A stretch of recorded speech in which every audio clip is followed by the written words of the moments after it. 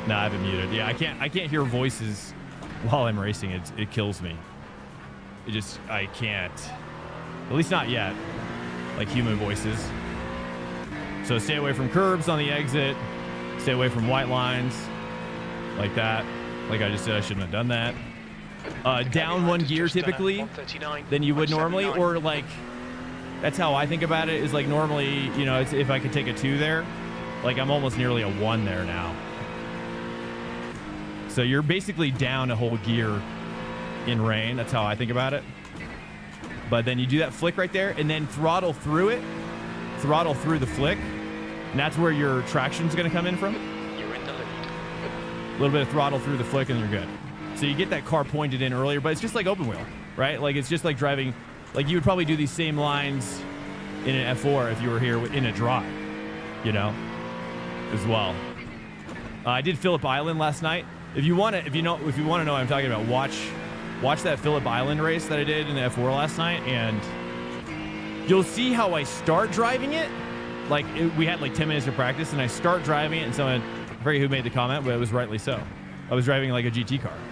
You know, it takes a while. It gives me a couple laps for me to like reassess like how I do it differently. So watch how I drive it initially, and then skip forward maybe a couple laps, and then, or not a couple laps, but like into the race. Like watch the initial practice laps, and then watch how I get hooked up later, and you'll see the difference for sure. And I think that's what is happening over there.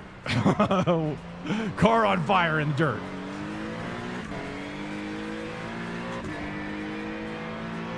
But lower gear, well, The fuel window will open on lap it's 4, sort of then both. on lap It's 20. both. Fastest lap. It's a Fastest lower lap gear for your Zabo, 138. differential. It's about the differential, right? Like your at least is how I interpret it. It's about the differential in terms of what you're asking out of the car. So like you go to the 2 for that point rotation to get it pointed early, because you're basically drifting it. You're kind of doing a slow drift. You know, and if you've never drifted a car before, that also you should try. You should download AC. When's it? And also Race Room is supposed to add like, I want to install Race Room soon, because they're supposed to add drift competitions, right? Yeah, stay where. Yep, I see him. Do you think he's saving? Should we save? Do you think we should save? Let's take a look at this situation. Should we be saving? 22 liters? No, probably not. No, it's way too much.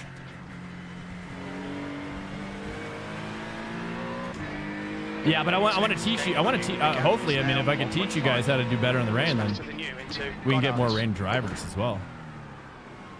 I don't need to be good at rain amongst everybody. That's not my goal. My goal is to teach.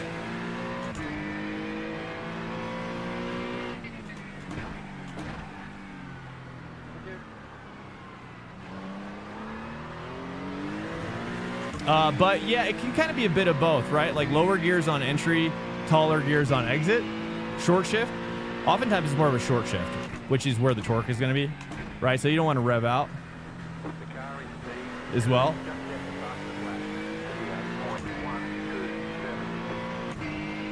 Right, because if I rev out there 3, that could be a little torquey, you know, coming over that hill. You gotta be aware of the torque. Trying to mix it up as well, showing you guys a little bit more, some ideas. I see him back there though, 1.1. Let me push out the gap a little bit.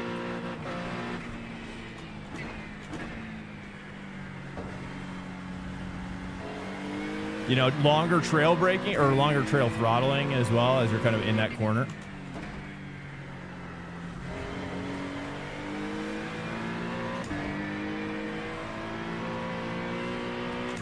But, you know, the flick doesn't work so much in the dry. It actually, you don't want to take that straight. So, like, I had a bad habit of doing it in the dry after I learned it in the wet. After I learned how to drive the wet initially. And that's tough. You don't want to do that. So bad habits can come from getting good in the rain as well. So be aware. because it takes a totally different driving style. And also a little bit more like sensitive on the throttle as well, you know, because you can break free from traction so much easier. It's just a lot of little things that you have to do differently, really.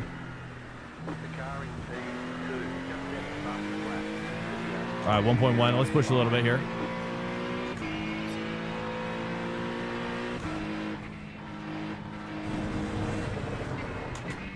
Well, there you go. I was curious about that inside curve. But yeah, I mean, you gotta experiment, you know? You gotta experiment and you gotta try new things. You know, don't be afraid to try new things and make mistakes. That's how you're gonna learn, you know? Because if you're afraid of making mistakes, then you just won't learn.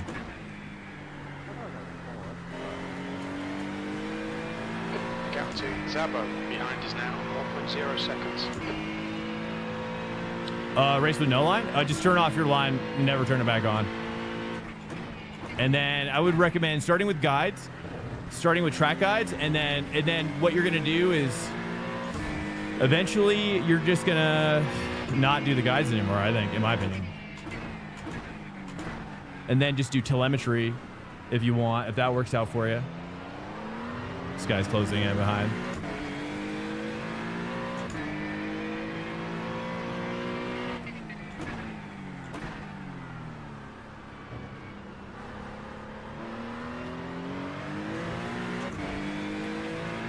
Yeah, Sunday track days, exactly. Yeah, exactly. If you guys are wanting to come out on Sunday, if you're available, we do a Sunday track day with the community. It's just all about, you know, like I used to train with AI. The AI in iRacing is good. It's good. It's not great, but it's good, right? The problem is though, is that it'll teach you bad lines.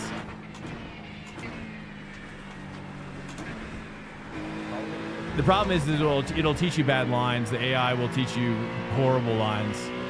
So a top driver told me once, a good friend, my Sean Campbell, recent winner at D24, in fact, absolute savage. He told me to never do that. So I stopped, and that's how Swank Track Day was born on Sunday, 3:30 p.m. EST. What time? Oh yeah, 3:30 p.m. Eastern on Sunday. I try to be punctual, but you know, you got to give me kind of like a plus or minus 10.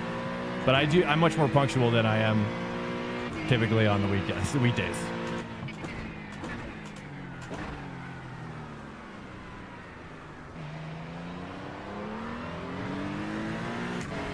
All right, let me push out here, boys. 0.7.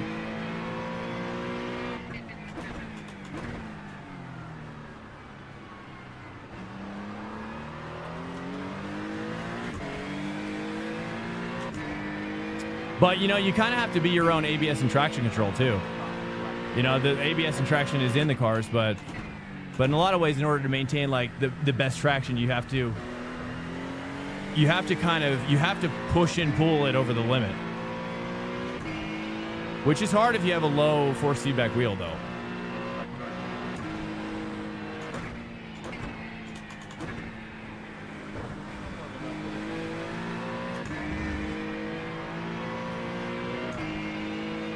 It looks like it's drying out, lightly wet now.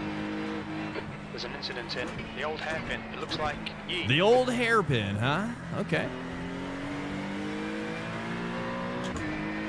Pushing out now. So you see, getting that rotation, you see how like I'm really putting it into his tailspin, right? You see that? I'm really pushing that booty out. This is the Acura as well. This isn't the Porsche. Guys, tell me when to pit. Keep an eye on that if you wouldn't mind, because if you wouldn't mind, just keeping an eye on that stitch when we should pit. There's an incident in. You know, I think for hairpins too, it's kind of like later apexes as well. I'm still learning as well. I'm not like a master. I think I'm just better than most people, but I'm not like excellent. But V-offs, like that works better as a V-off than a late apex, like a mid-apex V-off. But if you don't know what like early, late, middle apexes are, that's something that Skip Barber going faster video would also teach you. So if you don't know about how to move your apexes around in various circumstances, then that's huge. That's a really big thing that every driver needs to learn, is how to move your apexes around, because especially when you're in a race, when you're in battles, that's going to serve you really well to stay alive, because you're going to be moving those apexes around quite a bit. So you got to know how to mix it up. The guy in front is a lap behind as well.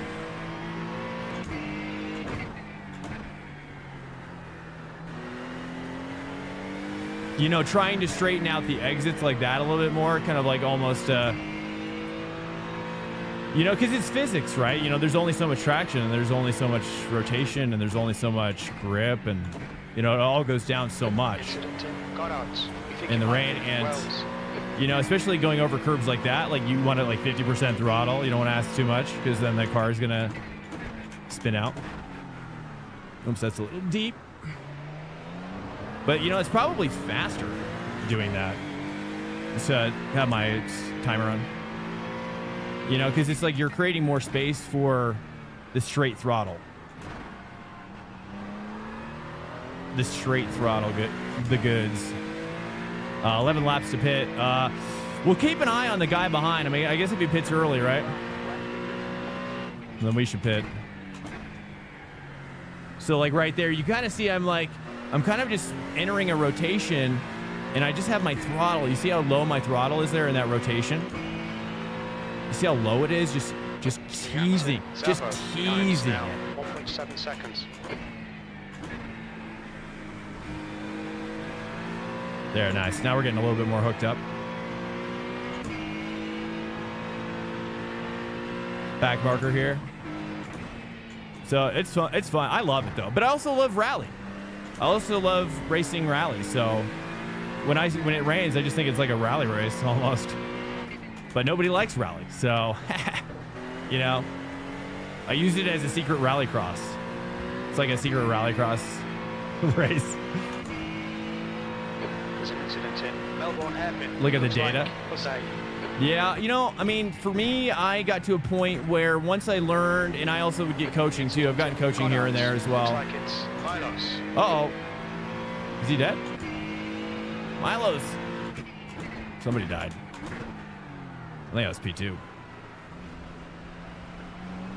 But yeah, I mean, if you are on the curb, you know, just chill out a little bit as well. 10 laps to pit.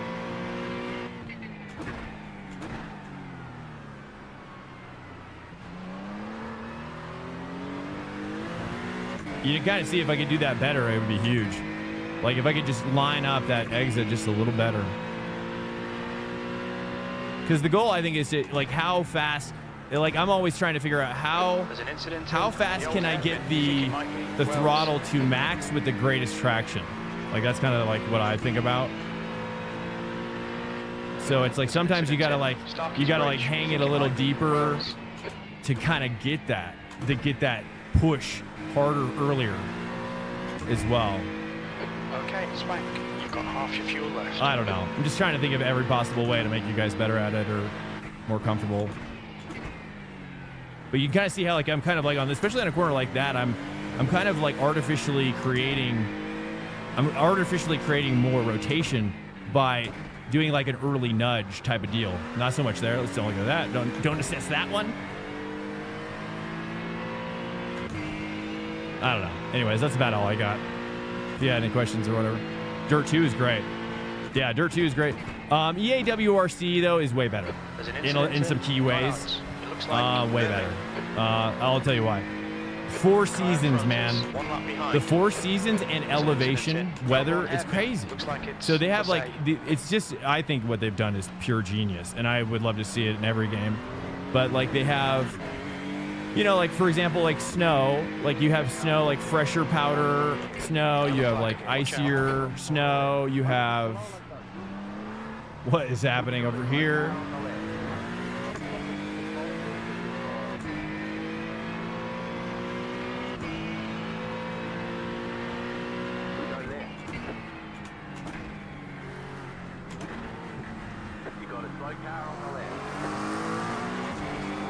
Oh my. Oh, he's got no front end. Okay. Gap to Zabo behind. Just chill. Now, We don't need to push it. 3.3.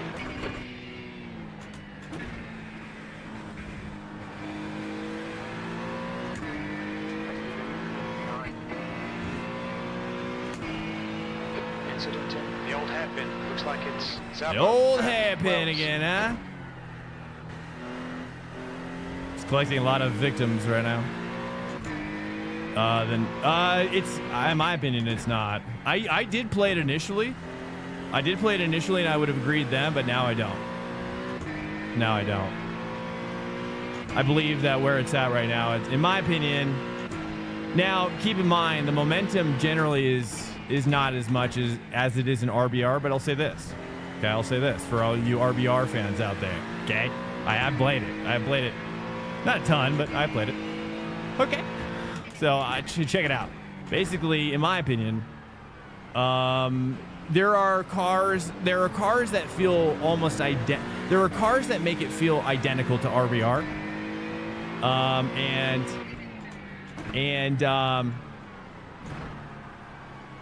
Is this my only account? I've got an account for my daughter, which I don't use as a Smurf account, which I could, but I don't. We play like the V's together. I don't have any purchased content on it, so I do have 2 accounts, but we just do that one so we can play together. Because she'll do the V's. She really likes the. She was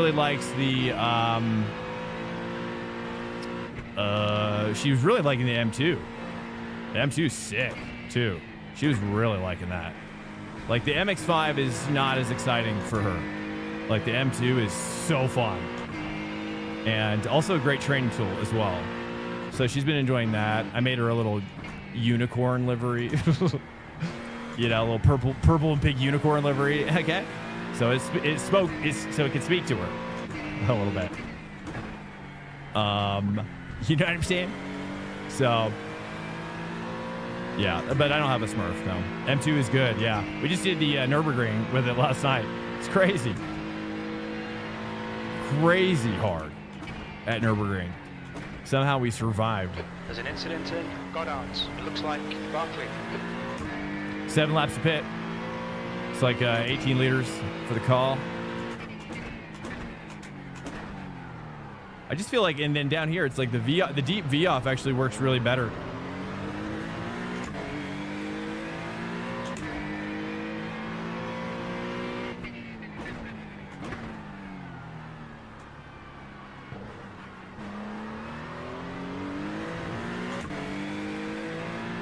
Would you do Long Beach next? I live near the track and I always wondered, well, we already did 2 tonight.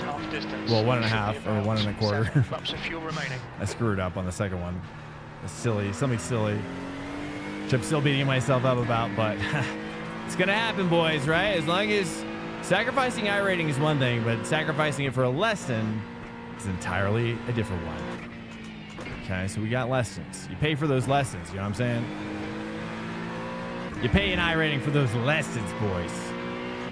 Right? We can't beat ourselves up. Can't beat ourselves Welcome up. to Swank It's a Nation. slippery slope. _16 It's a slippery slope, let me tell you. All right, Swank. The next Let me car tell you. is a lap behind. Dual XVI, what's up, man? But I did 2 tonight. I mean, the first one was great. I think I won the first one. We did a no-stop strat for fix. But the reason why I can't go back right now is because the problem is after this race, it's like a 45-minute wait or more to the next one for IMSA. So what I do typically on the stream is I'll do two IMSAs, and then the open IMSA pops out to like a fixed GT3, and then that pops out to a fixed or an open GT3. And I typically do like 2 and 2, and then I either mix it up at the end, or I just keep doing GT3, or if I crash out, then I'll go back. But it's because of the timing, you know,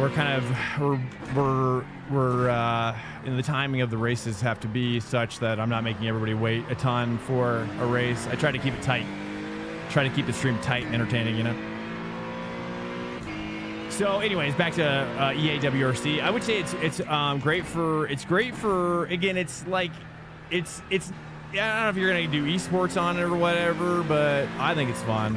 I think it's cool. And the thing I love about it too is that every track, which they have tons, but every track is like 4 seasons, man, of different looks and vibes. And like the same track could be like dry dirt.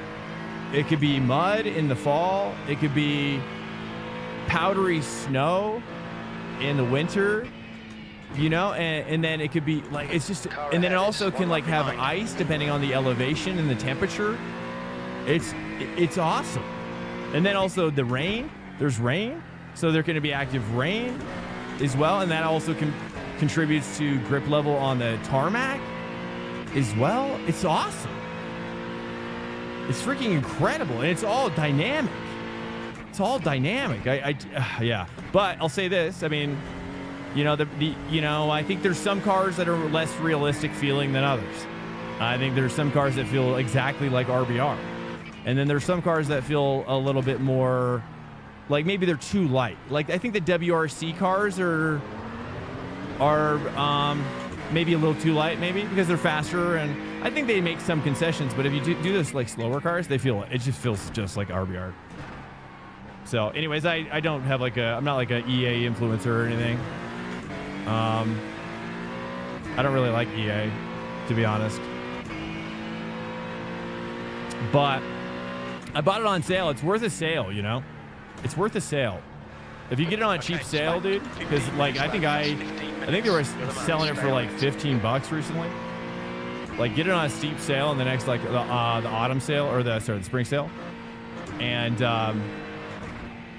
yeah, especially with the expansion pass, dude, the new expansion pass is really good. They're doing good. Like those tracks are good. Like they're coming out with monster tracks, dude. Tons of stages. Like the stages are, dude. I did a stage that was like 25 minutes long. One point to point. One stage at one location, and then at that location there's like 15 stages. You know, it's mind-boggling. You know, but that's also to like, you know, RBR. But the problem with RBR is that it's hard to maintain. At least that's what I'm struggling with. It's just cobbled together with mods and whatnot, you know. So it's, you know, it's the time element of it is a little bit more tricky. That's my opinion.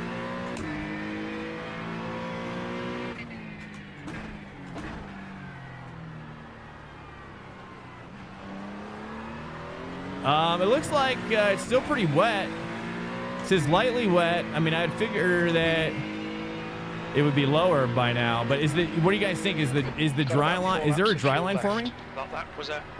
Do you think we should switch to dries at the pit? We got a 4 laps to pit. 4 laps to pit. Speaking of the pit, it looks like there's a dry line forming, but there's still big rooster tails happening.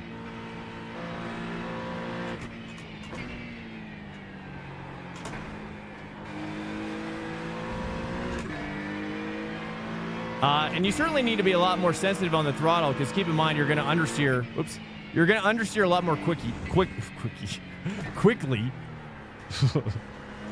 under throttle. So you really want to be gentle. The track wet is annoying.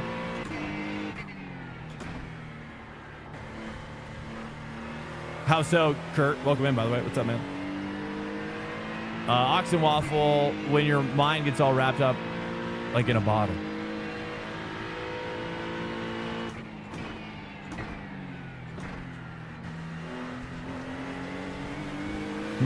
I've never thought about that before. Oh, yeah. Oh, you want to know how to fix it? Jose. Sorry. I know how to fix it. Check it out. Check it out. What you do is you get in the game. You have to get in the game, load into a track. You have to load into a track, because I too have the same problem with my VRS. But as long as you, once you're on the grid and you're like, you know, the 3, 2, 1, unplug your SimuCube and plug it back in. It will work. You have to do that every time you load the game. 3 laps of fuel You have to get to the starting spot, unplug. Once you're in the actual game engine, unplug, replug, works. Perfect. You can do better than this. Perfectly. What? What's he talking about? Crew chief talking trash.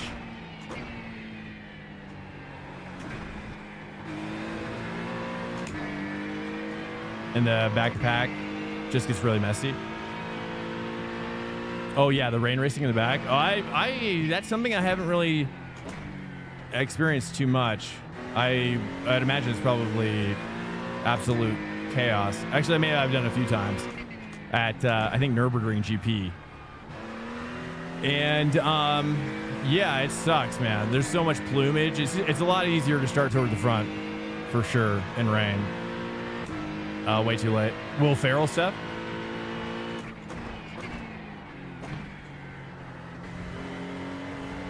I like Will Ferrell. For LMU, do I have to buy all the packs to be able to find races? I don't know about that, truthfully. I don't really know how that works because I just bought everything right out of the gate. I bought the season pass. I bought the race clutch or whatever, race control thing, which is their online subscription, $50. I don't know if you actually need that for the dailies or not. I really don't know. So maybe, you know, if you do buy it, I never loaded it up without all that stuff. So two left to fuel copy. All right, let's get the pit set.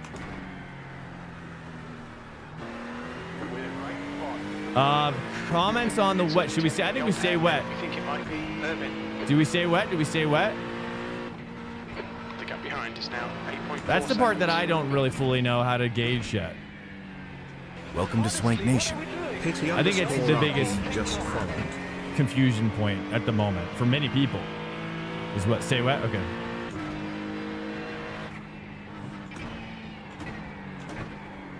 That's a little late on the break there. Front is 1 lap behind. Let's get a pit set.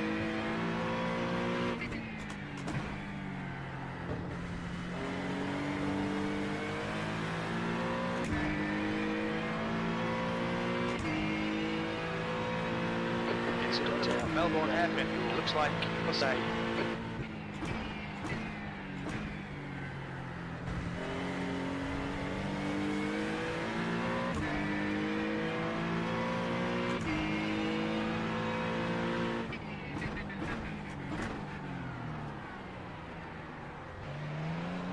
But, you know, learning to do neutral steering. I see a lot of guys, I even see streamers too, that don't know how to do neutral steering.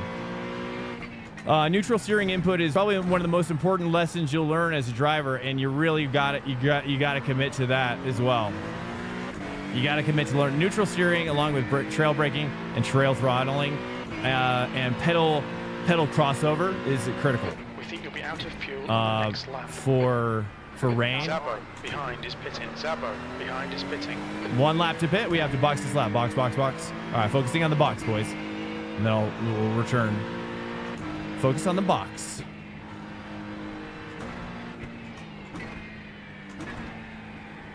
So box, box, box, box.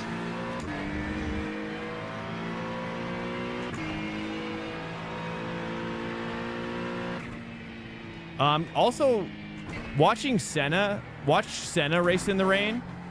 If you find him on YouTube, I don't know where those are, but if you find Senna's stuff on the YouTube about when he used to do car racing in the rain, watch how he drives it. And truthfully, I think that's one thing that inspired me as well, is like, you have to really hunt. You have to really hunt with your inputs to This lap. In this lap. to know where the limit is, right? Okay, box, box, box. Box, box, box.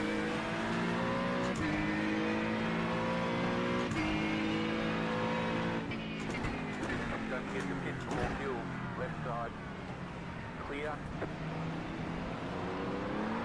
Box, box, box. Box, box, box.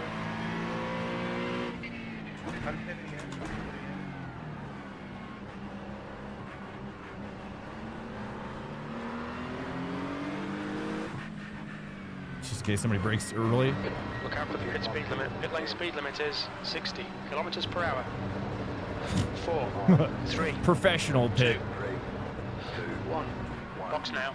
Right here. Oh, crap. Wait, what? Front left, 83%. Left rear, 79. Move it, move it. That was weird. I don't know why it popped me up. I had all the tires unchecked. That was weird. What the heck? Exit looks clear.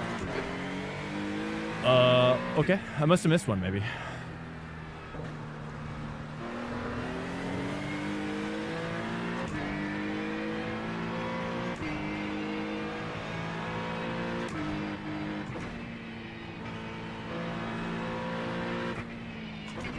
So in some ways, probably playing Le Mans Ultimate would make you better at rain racing, because I think Le Mans Ultimate also teaches you to, or it can. I mean, you have to be willing to do this neutral steering though, because like neutral steering is the only way you know actually what the car is doing or not. One lap behind. There's a lot of drivers who are really good that I've seen that just don't do that, and they would be so much faster if they did.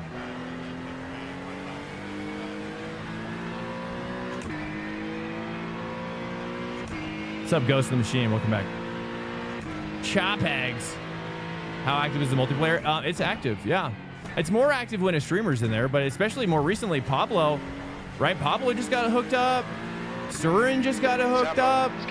Balkan just got it hooked up as well. Like a lot of people are getting into it.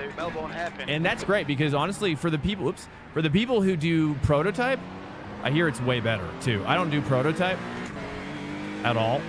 5 minutes at the moment. Bring it on home. You're the man. There's an incident in Melbourne. He called me the Looks man. like it's Thanks, Chief. Zabo. You know how to butter my biscuits, brother.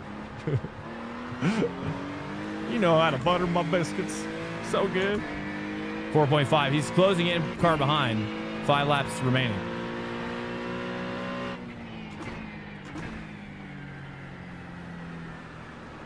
You know, don't be afraid to take the brake in deeper as well. Like, you know, trail brake deeper, trail throttle deeper, longer, earlier, right? And you can get grip under that trail throttle. I mean, that's kind of like when you do when you do 130R in the Porsche, you kind of, it's kind of how it works. I mean, 130R in any car really, but the Porsche especially. The Swanker has redeemed a Prime subscription. 130R at Suzuka. If you know what I'm talking about? with Prime. That's the fast left-hander at Suzuka. Jose, what's that? Or Jose, I keep on saying Jose. I see that middle initial.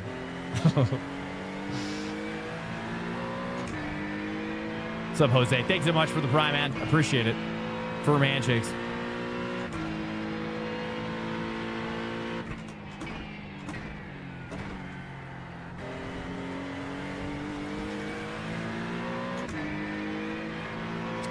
Pedal? I think somebody might have popped it recently. I'm doing AC Tech Invicta. See how much it's actually faster, I think, to do it that way. AC Tech Invicta pedals with the light elastomer kit is what I'm currently using, but I think I'm going to take up my elastomer to the next. I need to add a stiffer elastomer now. I think when I first got it, I was like, it's weird, dude. Like if you're coming from a non-two-stage, like a Fanatec V3 inverted, and then you go to like a two-stage,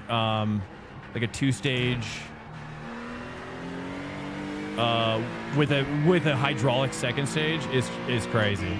Feels crazy to transition to, but it's good. At the end, it's like it'll help you because you're really more braking with the sensation of your lower back going into the seat. That's how you like kind of modulate your pressure. You feel that extra understanding with your body at that point too, especially as you get in the second stage. It's critical, absolutely critical, because that way, you know, it's like every time I hit that second stage, the second stage on this pedal is like a brick, right? You basically have this like first part like this, and then you get to that brick stage, and then you're basically, it's like body pressure at that point. But you know, once you get to that second stage, you're like, okay, I'm like at 80% or 70% pressure when I get there. So I know, like, okay, like I can go 10% more into this, you know, and I can take some out of it as well. But it gives you a nice understanding of like where to meet the car. More so. If that makes sense. White flag, nice and smooth.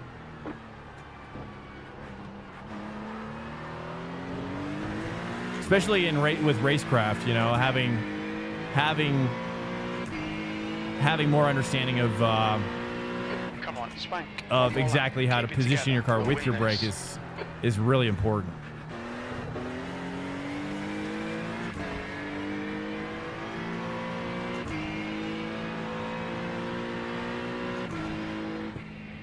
Just chill here. 6 seconds back. We're good.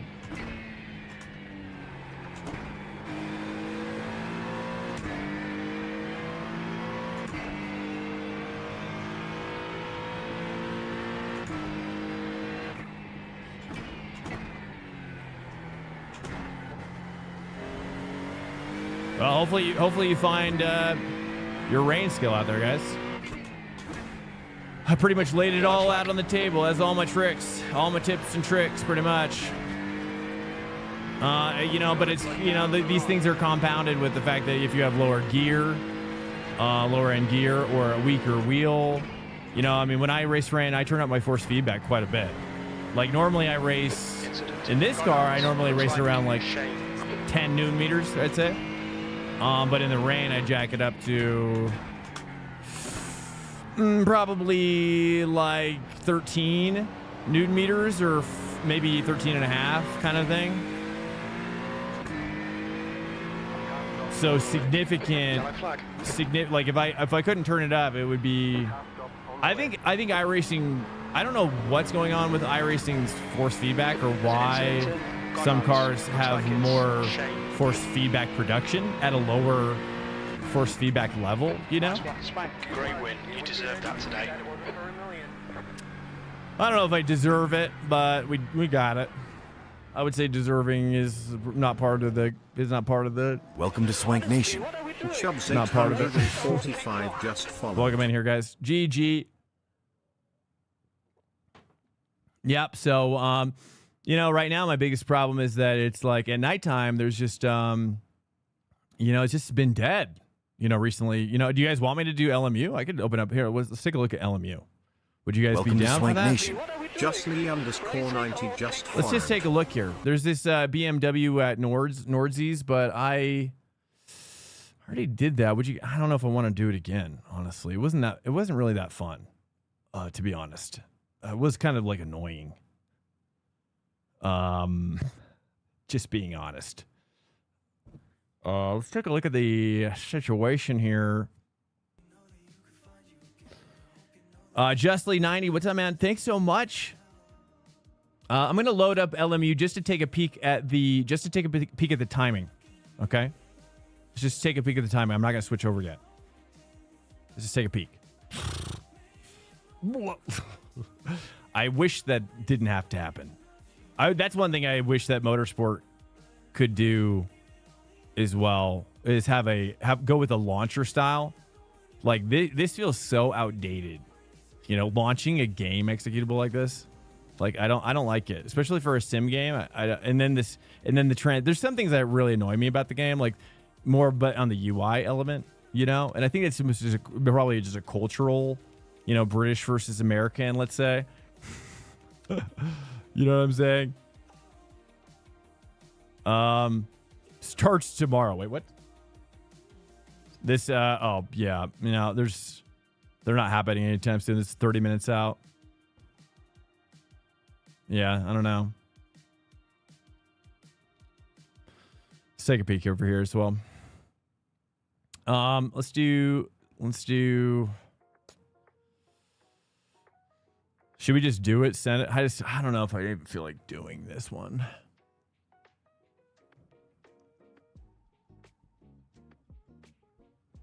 I mean, this one's 17 minutes out. It's closer than this one. I'd rather probably just, I don't know. Let's take a peek here. But that's one thing I feel like that LMU could also do better is have this, you know, very simple. You know, we just don't need. They're just over producing the UI. I think it's just it's unnecessary. Like I think iRacing's UI, the launcher, is one of the best things about iRacing, for sure. It's awesome. Very simple to see everything laid out, and there's no little silly transitions between each menu thing. It's insane. LMU's got to get rid of that. They got to get rid of that. I might just jump back in here. I don't know if I should do this. It's just, I don't know. Was that fun for you guys to watch? Should I do it? What do you guys think? Any votes? That car makes me feel. We could try something different though. We could do like F4, but that's also dead. We could do F3 at Road America. That's 2 minutes out, or that's 15 minutes out. That might also be dead, but at least it's FC. US Open Wheel C, Indy Pro. There's nobody in that. It's just nobody else here. Certainly Trial by Fire. This, it looks like people are joining this one back up. So I don't know. We'll just kind of stick with it. We're just going to do Acura, boys. Just stick with the Acura and just rock it. Just cook it up. And yeah, because I don't know if I feel like doing this one again. That one, the M2 is fun, but I didn't feel very fun to drive it there. Especially after GT3. I'm going to go with this one. Final answer. Or would you guys, I mean, that's hard to say, right? I'm sure you guys would be down to switch, but 30 minutes is a long time to wait for a race, I think. Time is it? It's midnight. Well, welcome in here, guys. Hopefully you're doing good out there. Have any thoughts or whatever? Fawful, what's up, man? Roddy.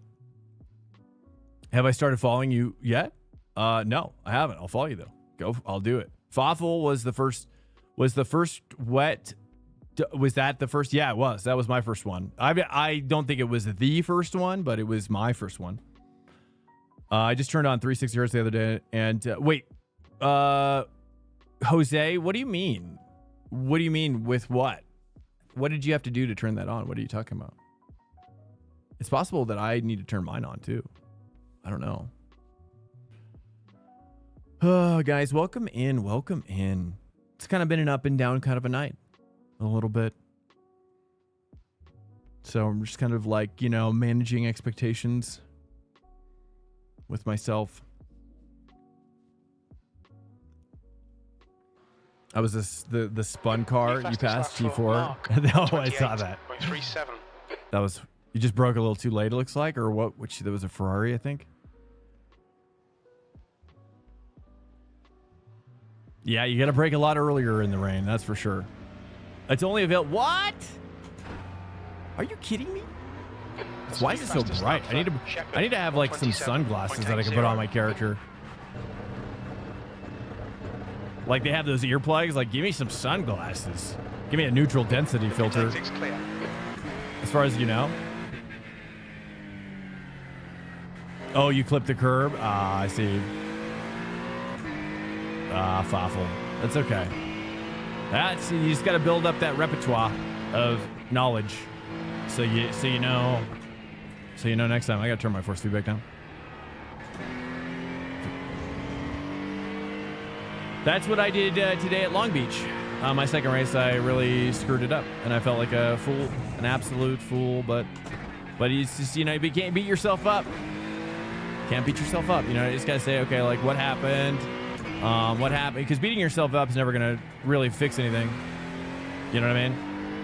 Really what you should do is just lean in more and more and try to just push through that feeling of deprivation.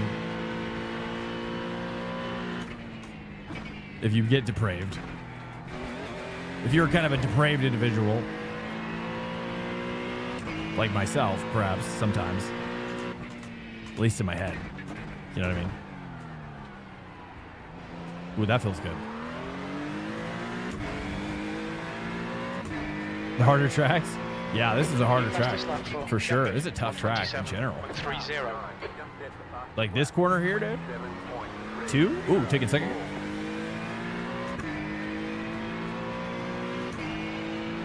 Yeah, there's a lot of little tricky things about it, for sure. But it's small enough, It's just small, so that's definitely makes it a little easier. But a lot of blind turns.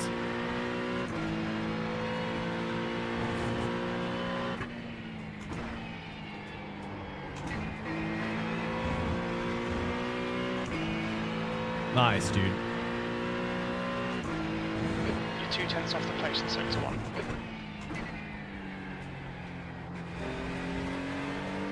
I feel like coming back from the rain too kind of makes me sometimes faster.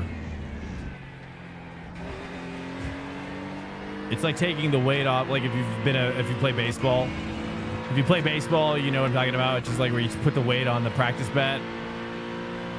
Like when you're on deck, getting ready to hit, you put those weights on your bat, and then you swing away a little bit, and then you get up to the plate, and then your bat feels like light as a feather, dude. You can just smash it. That's how I feel like with rain. Like when you come back to the dry, it's like, wow, it feels so much easier. Probably busy in UK hours, I guess. Oh, yeah. I know. It's true. It's true. I know. That's the sad part is like I just can't, you know, like it would be fun to race more during the prime hours for sure. But that's why I try to. The problem is that like until my daughter, like until we transition into the next phase, which is like we want to try going full time on the channel, and also doing real racing is the goal as well. That's gonna be harder, but you know I think it's important, and I'd love to do it. Maybe not like a GT3 in real life, but maybe you know get to like something like a front wheel drive or really anything. You know, an endurance as well. Endurance with a team would be sick at some level, like SCCA. Sim Racing 4. You know, I mean, I would say seriously, like, because I got iRacing about 3 years ago, and then I quit, and then Summit 1G got into it, and then I stream sniped him because I still had an active account, even though I wasn't using it.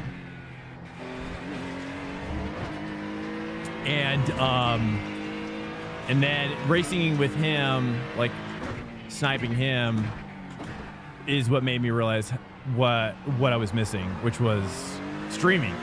Streaming it made me enjoy iRacing so much more. And really a lot of it came down to me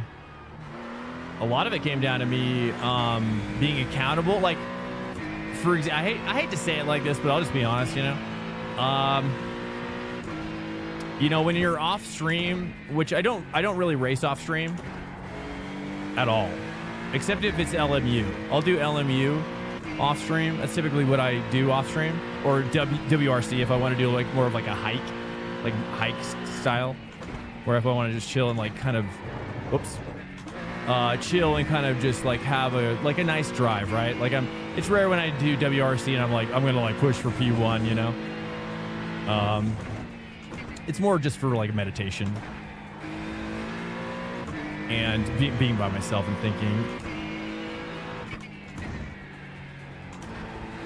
But the ultimate awesomeness about streaming it, at least for me, was that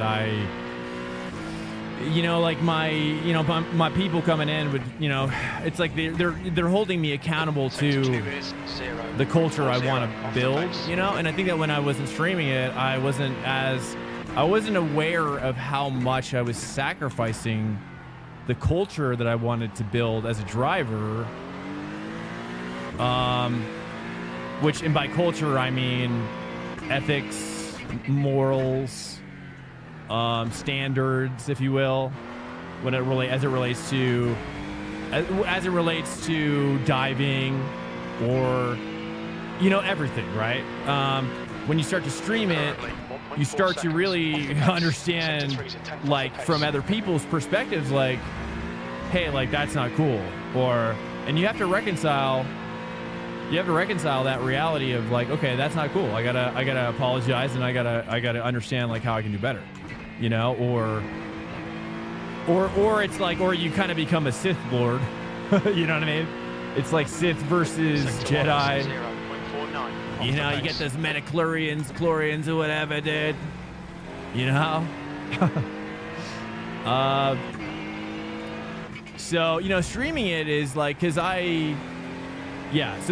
streaming it just revealed to me how much I sacrificed that culture, and it showed me how much more it could be reinforced by like the good drivers who would come in here and be like, hey, like, I have a strong opinion against that, what you did there.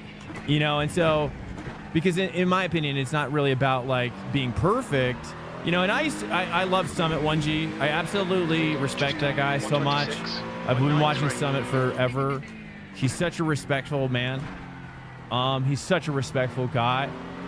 He treats, you know, he always apologizes when he makes a mistake. He apologizes on stream. And, you know, it's called like a previous boss of mine said, you know, I'd say sums it up nice, which is like, you know, keeping short accounts with people around you that you lead or that just are around you, you know, like you want to keep short accounts with stuff that's like, you don't want to have issues fester. Like for example, look at Pirate Software. Look at Pirate Software. You guys know what's happening with Pirate Software on Twitch? Like that guy was like meteoric rise. And his mistake recently in WoW Hardcore, which as silly as it is to say that this would cause that, but hey, it's hardcore, right? It's more than just a game at that point. You know, whether you like WoW or not, it's just the reality of it. Okay. I don't like WoW myself, but I do like watching Summit play it.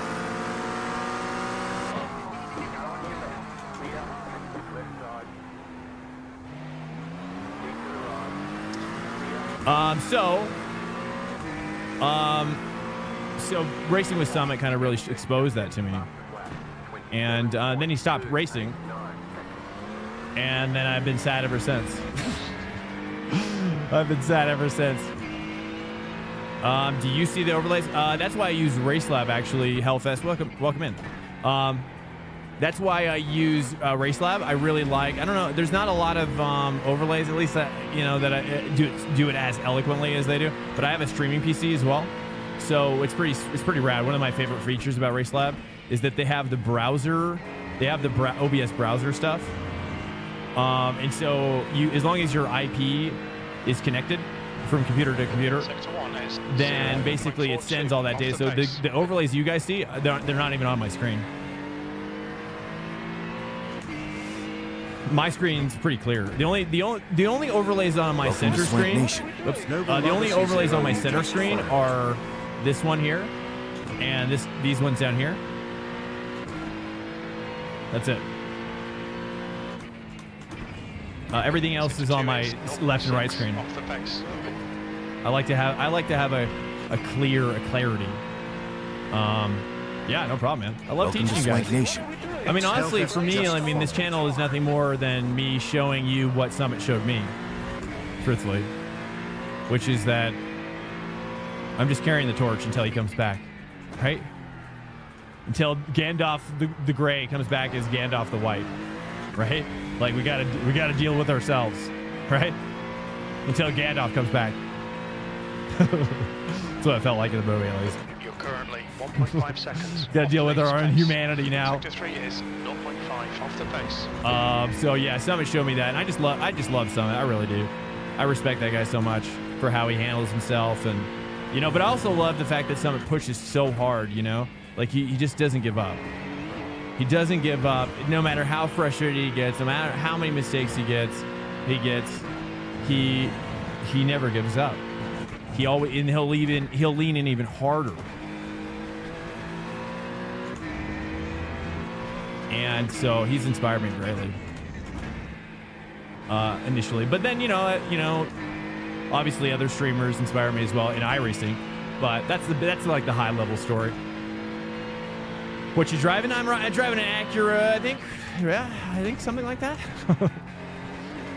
It's nice. Actually, I think I like it better than that Porsche. But I think I might be slower. I don't know.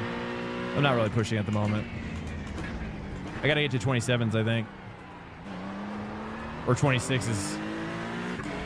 But this is the fix, so I don't know. But, you know, I think that's the other thing, right? Is like, you know, comparison is the thief of joy. I don't know if you've ever heard that saying. That's true. That's just true, dude. That's absolutely just true. So the problem is that it's very seductive to compare ourselves to people with the iRating system, and it's a fool's errand. because it's only gonna make you sadder as a person. I hate to say it that way, but it's just true. You know, so you have to overcome the reality that moment to moment, you have to have fun, right? Don't worry about the I ratings of other drivers around you, right? You just do you. You got to just do you and have fun. You got to find that joy. However you find it, you got to find that joy, and you got to stop comparing yourselves, because everybody's on a different journey. You know what I mean? You know, if you've ever led people, you know, in like a workplace, you just know this. You know, everybody's on a different journey. Everybody's at different places in their lives, and you got to lead people individually, you know, not as a group. You're a tenth off the pace in sector 2.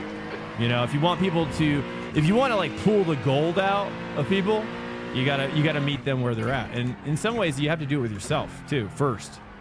You know, you have to do that with yourself and look at yourself in the mirror and say, okay, I'm gonna be fair with you, right?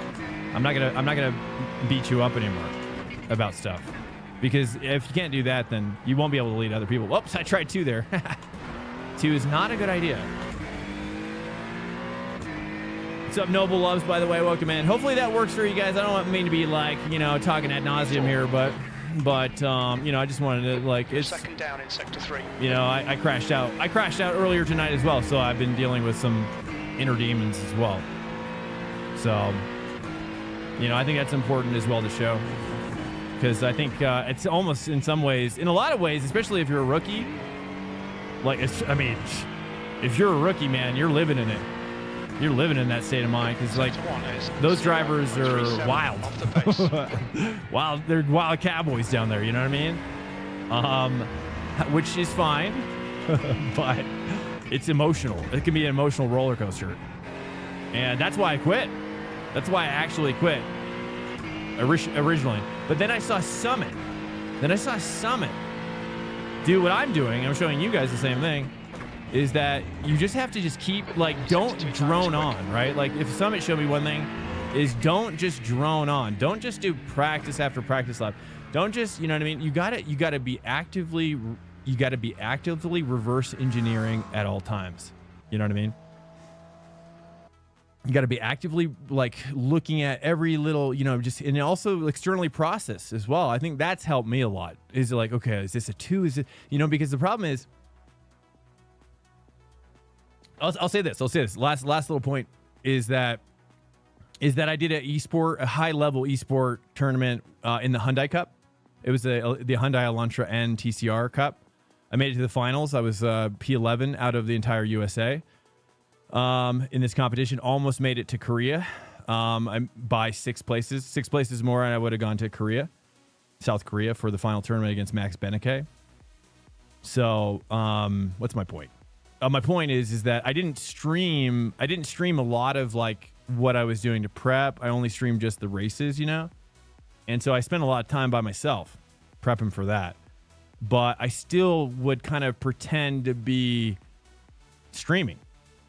Just it's like putting a stamp on something, right? Like me talking through the gearing, talking through, okay, is this a middle? Is this a late? Is this early apex? You know, it's like your mouth becomes a second opinion, you know, or also a firm confirmation, or a like maybe that's also wrong, but also like a what's the word I'm looking for? Like a exit's clear. I don't know. I can't think of the word.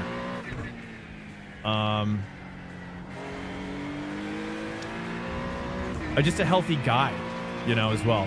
Hopefully that helps you guys. I don't know. Yeah, crashing out makes you more human. Well, yeah, I mean, The track temperature's decreasing. That's true. 19 Celsius. Yeah, you got to be humbled, right? It's true. It's because I know what you're saying. I think I know what you're saying, which is, you know, I think I've been in streams, and I've even seen myself, like, cringely happy when I watch streams back or whatever. You know, I'm like, I'm like overconfident, or, you know, I've dealt with narcissism my whole life. You know, so I actively fight against narcissism in my brain, because I think it's uncouth. You know, it's uncouth. It's not a very attractive quality, you know, to be self-absorbed. So I try to actively work against that if I can. Yeah. Hey, what's up, Race Channel? They all will be with you. I know, dude. Thank you so much. To a point, he did quit iRacing because he let chat get to him. Well, that's true, Ingenuity. You're right. Yeah, I mean, but to be, and to be fair as well, it was crazy up in there. I mean, I remember thinking to myself, like, it's just not the way. I mean, if you saw it, you saw it. You know, it was absolute chaos. It was absolute chaos. People trying to help him, teach him, you know, the concept of trail. I mean, the problem is that like racing is kind of unlike, I think, racing is unlike learning how to do, I say, like an FPS game, right? It's like more like learning chess, and learning chess is more like reading a book, right? And reading a book takes a long time. And takes a lot of work, right? It takes a lot of slow work. Where progress is very slow, and at least for me, like, you know, I think this is how humans are. Like, you have, when you're learning, you have moments of revelation about, or enlightenment, if you will. You have those moments of renaissance where you have an awakening to some new type of understanding to what you're doing, and so simply being aware of a skill that you don't know does not make it easy to learn that skill. In some ways, it probably makes it more frustrating because So anyways, all that to say is that I think that's what happened to Summit, is that, yeah, you're right, dude. The chat destroyed him, sadly. Hellfest, what's up, man? I come from Germany. I have to say that you're very likable. Thank you. That's very nice of you. Thank you. Thanks. The reality is that I'm not likable for everybody, you know, so, but I appreciate it.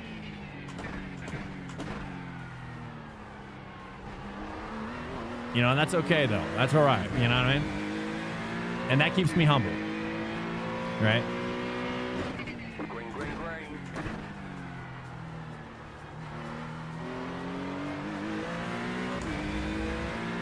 Okay, here comes the third time lap.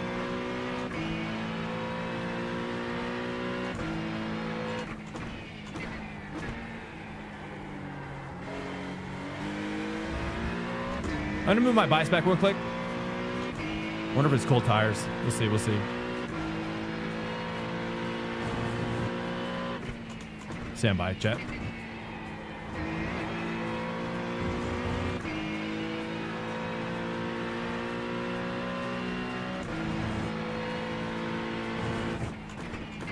I just know that they're, you know, it's, yeah.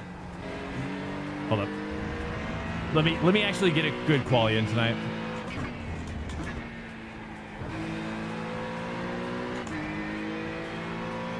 I should short shift that more, shouldn't I? I like the 2 so much, I just can't give it up.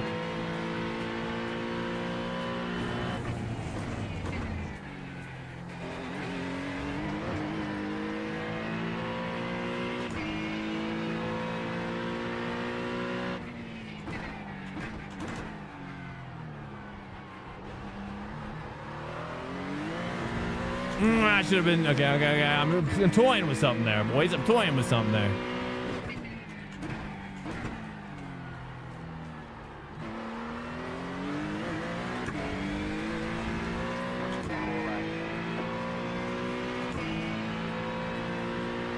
V6. Sector 3 is 0.9 off the pace.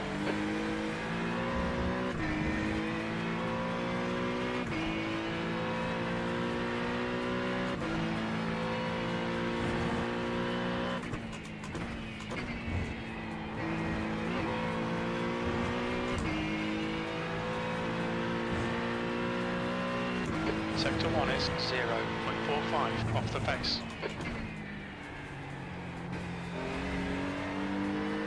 It feels like 2 maybe, I don't know.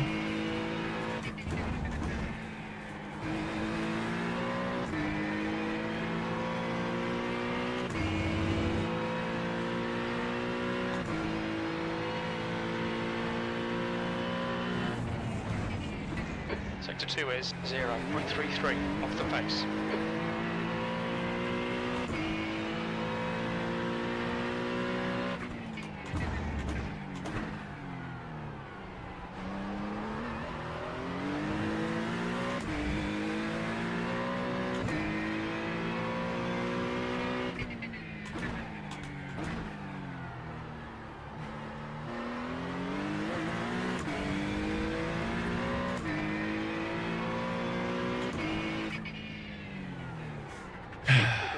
Checkered flag. I don't know. I just can't seem to. There's one. There's two, 3 Acuras ahead of me. 4 Acuras ahead of me. I don't know. Just bad at this track still. Absolutely. There's some racers that are so good we never see them unfocused or irritated. It makes them more robotic. Yeah, I agree. I agree with you. Actually, there's guys that I really like too. That are like that. That's true. Maybe I shouldn't name them. It doesn't matter. You know what I mean? It doesn't matter.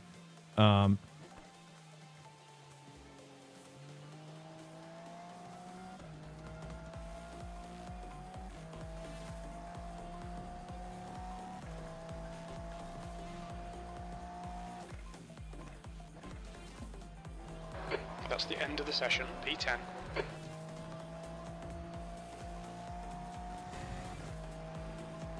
It's 125 is nuts. Yeah, I mean, and that's the thing is like, you know, it's so easy to compare ourselves, you know, and I think that's, again, I say actively work against comparing yourself. Just enjoy the journey, right? Enjoy the journey, and you have to, and that's one thing that the book I was talking about earlier, the Brave Athlete, is so important to understand, is that every athlete goes through this, whether they are an Olympian or a amateur, in real life, in every sport, right? Comparison will ruin it, and you'll get burned out. You have to find, that's one of the things in the book they talk about the most. You have to find your joy and maintain it, right? If you feel like your joy level is going down over time, that should be a red flag. It's a red flag. You got to change something. You got to change something, or you're going to burn out. If you haven't already burnt out. You know, I bet you like half of the people in here are probably feeling burnt out. I love Casey Kerwin, but sometimes I fear he's human. The dude is always, I know, completely so relaxed. It's true. He's so good. It's so good. He's so good. Watching D Gray like keep up with him in that Pesk race, All-Stars race, was awesome. Sort of. I mean, he was like in the pack, you know, in that backer pack, but it was awesome. He did great. He was also heel toe on a stick, which is a brand new skill for him on top of learning. Oh, was he? I don't even remember that.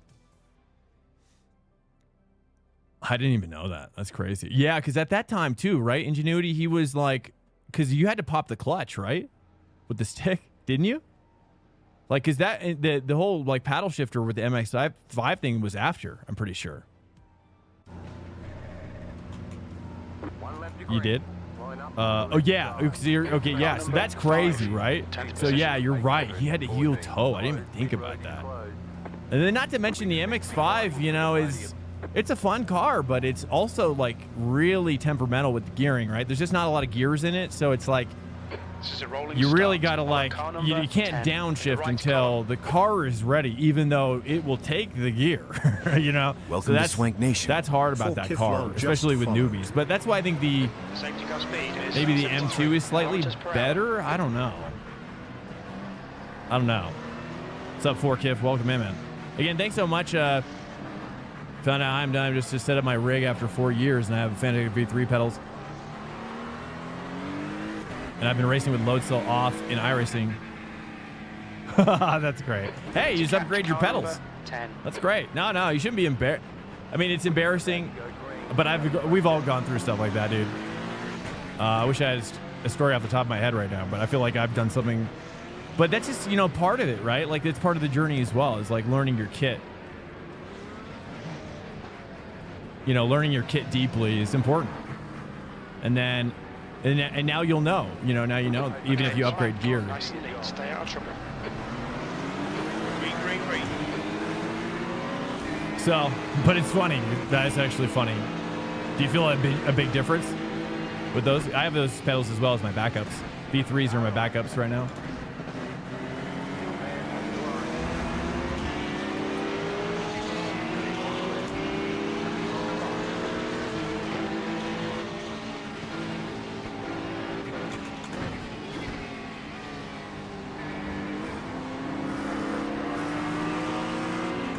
Oh, hit car behind.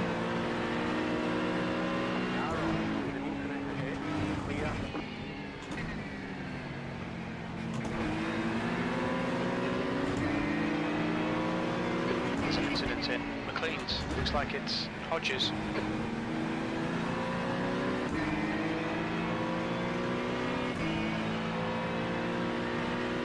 Had a restart zone? Yeah, there's a lot of things. Yeah, I don't disagree. A virtual safety car would be cool too.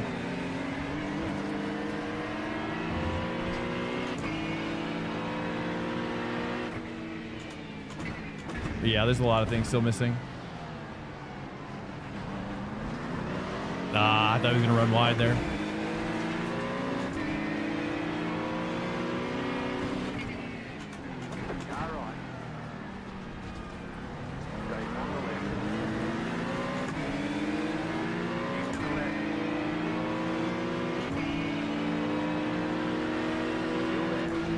P8.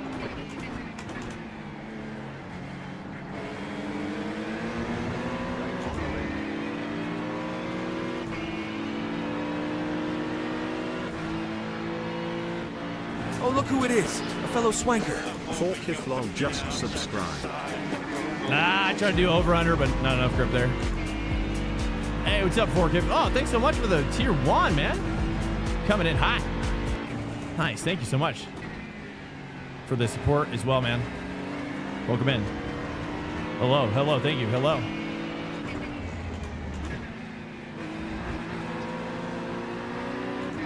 Just cut the track.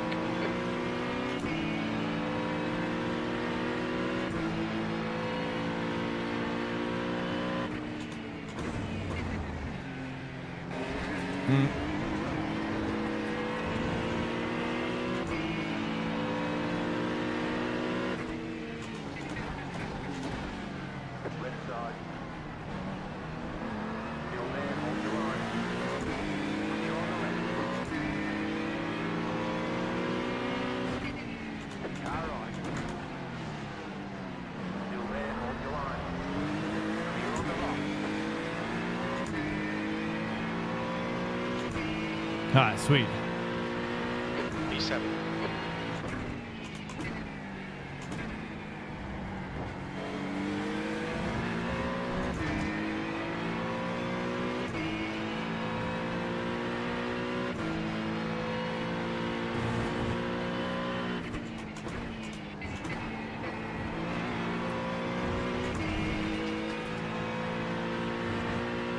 You've had a cut warning. Keep it tidy, please, and Swank.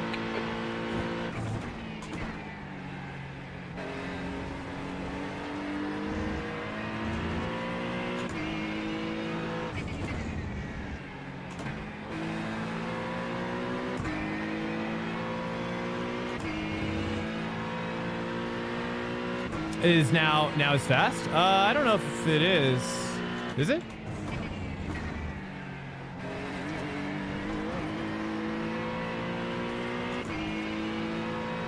Is it? Is it? I think it's always been good with the people who are good with it. I think it's in a bad spot, personally, in my opinion, with the feel of it, the vibe, the feel. Feels way better in Le Mans Ultimate. That's what I'm saying.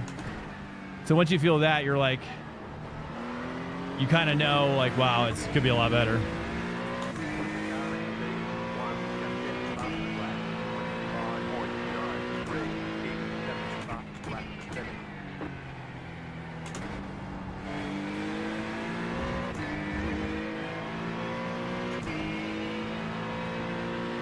I'm going to move my bias back one click here.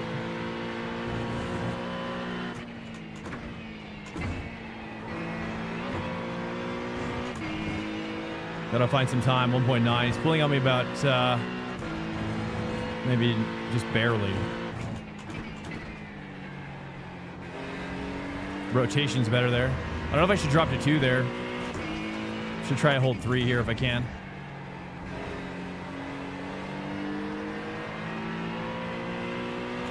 .9 holding. The gap to 8th place. Behind is now 1.0. All right, here we go. The next car is Bianat, car number 12, B license, and their rating is 2.6. Regular driver, yeah, it just feels like the grip level is lower, you know? Grip level is lower than other cars, at least like the sensation.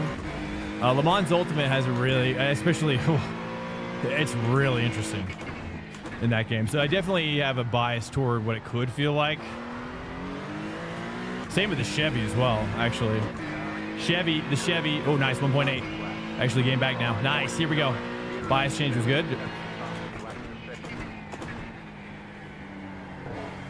Welcome to Swank Nation. Nice. Here we go, 1.8. Let's cook. Cook it out. Right on the cusp.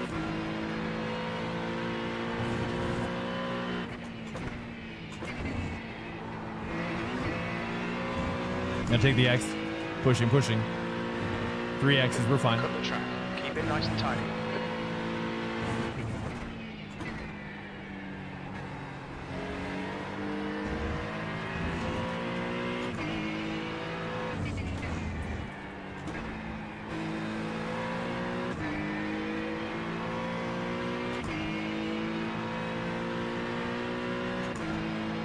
What's up, Lass?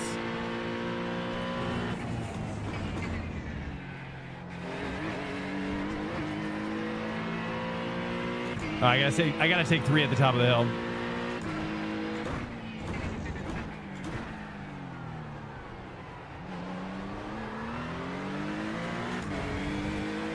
.8, so we get it back there.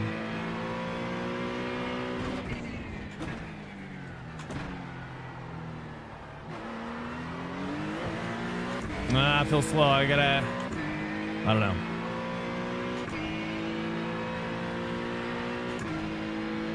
P7.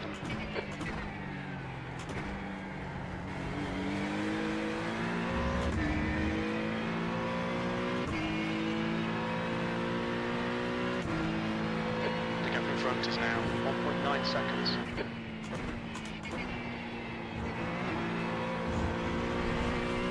Ah.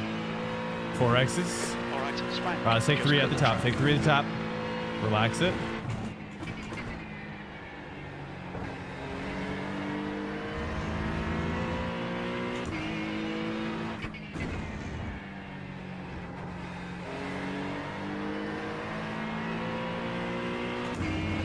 .8, still nice. All right, we should be able to start catching him now. Oh, too much. Too much? The gap Okay. to Bishop behind is now 1.8.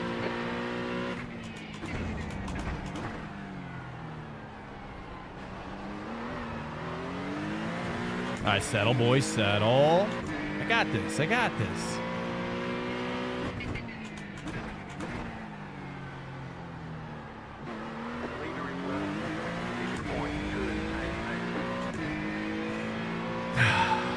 Okay. You can actually trail brake now. It's awesome when you can.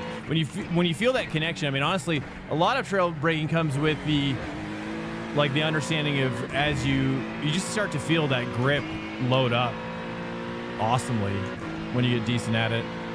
But you know, it's a push and a pull always with how far to take it or how early to brake.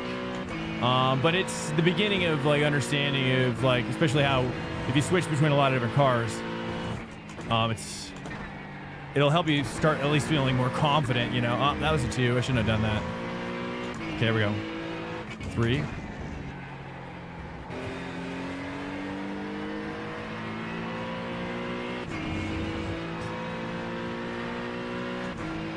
So start building it. Nice, we're stacking up there too. Just chilling it there. Oh, dude, he's killing me there. Now I'm sketched out.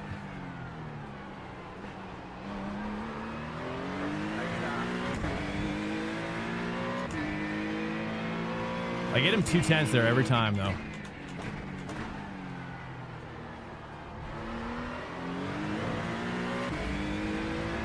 .3. All right, nice.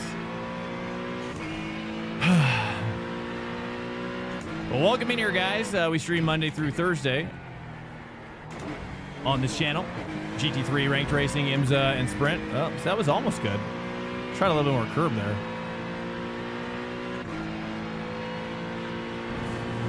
And Sunday track day, if you want to cruise on out, we do like a hardcore server on Sunday at 3:30 p.m. Eastern. Everybody's welcome. All ratings are welcome, as long as you can respect kind of a more realistic track day culture vibe, like a more realistic, like real life type of expectation about you know, just letting people buy and stuff and being cool. Oval, dude, Oval's it's so high up on my list. It's right there. But truthfully, I mean, you know, truthfully, it really comes down to, you know, I probably would do Formula first as an add-on. If I'm going to do anything, probably. Because the F4 esports stuff, you know, if I could get to a place where I could, like, start to get some of that F4 esport action, that'd be fun. And I just feel like I should take that as a later Apex, but we are gaining back. We're creeping toward this guy. So we got a possible 3 positions on the line here. Long race ahead of us. Fuel's good. And this is the fix as well. I just realized this is not the open, so not that much time. The gap behind is now 1.8 seconds. Much better, much better. 2.1 now. It's gonna start to feel that pressure. I know it. Once you start seeing me get closer, dude. 2.0.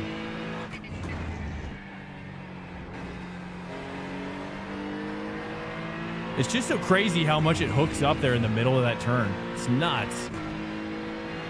There we go, boys. 2 wide up ahead.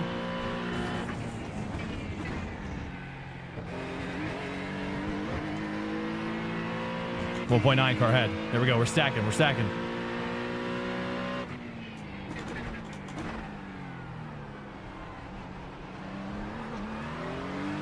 Just got to throttle a little bit earlier there. 1.7.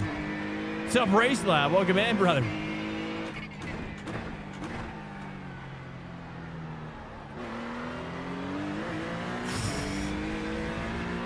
Just talking about you tonight, actually.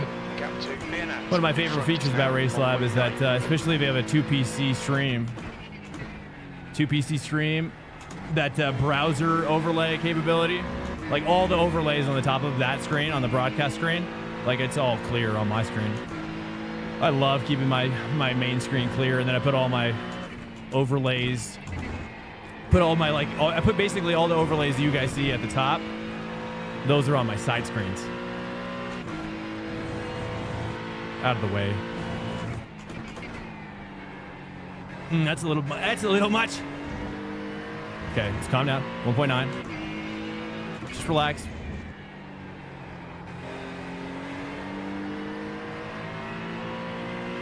It's coming to me. It's coming to me. Got this.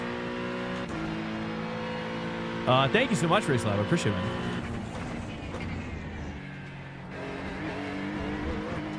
Well, thank you for your awesome overlay program. I love it.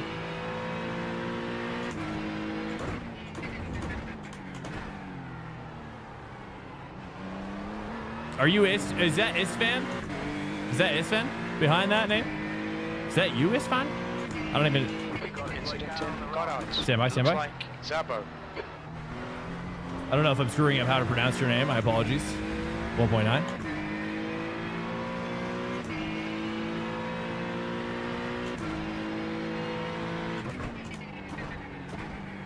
I should probably, that's bad. I don't know. I'm trying to mix it up a little bit. It does feel like you could get a decent line through that curve, though. Gap to Fisher behind is now 1.9. 29. Okay, Swank, come on, stay focused. Okay, Apexes okay. and exits, apexes and exits. Okay. 5 minutes remaining, 5 minutes left. I see. Yep.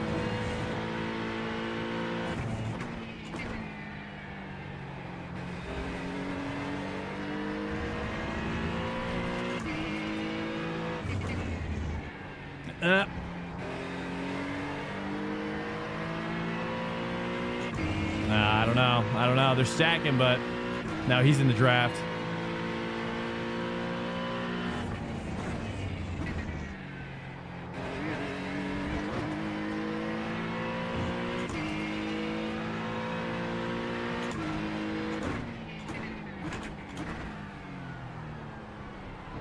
I mean, one of the bigger reasons why I haven't got into oval though too is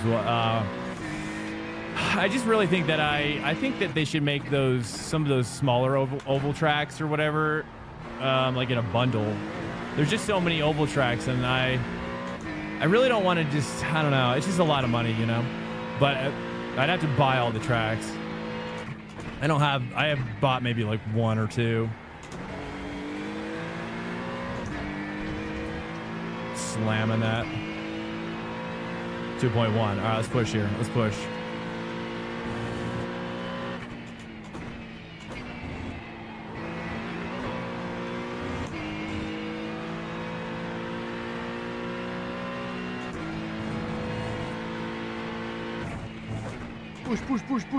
Push.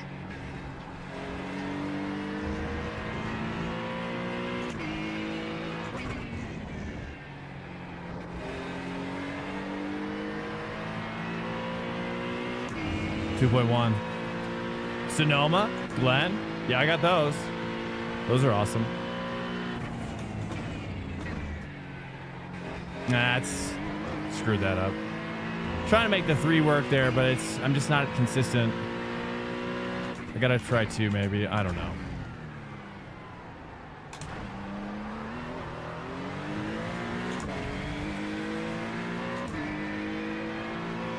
Yeah, Portland.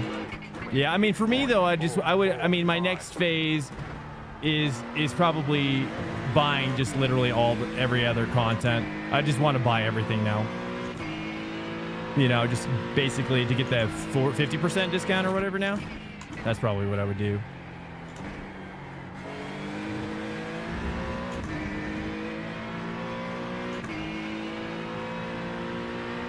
I just can't catch him.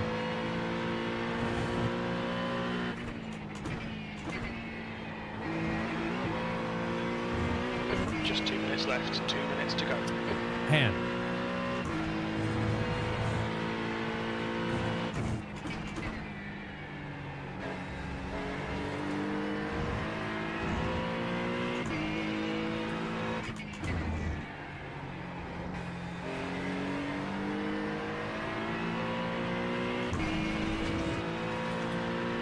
.5 at side by side up there. He's going for the dive. We might have an opportunity.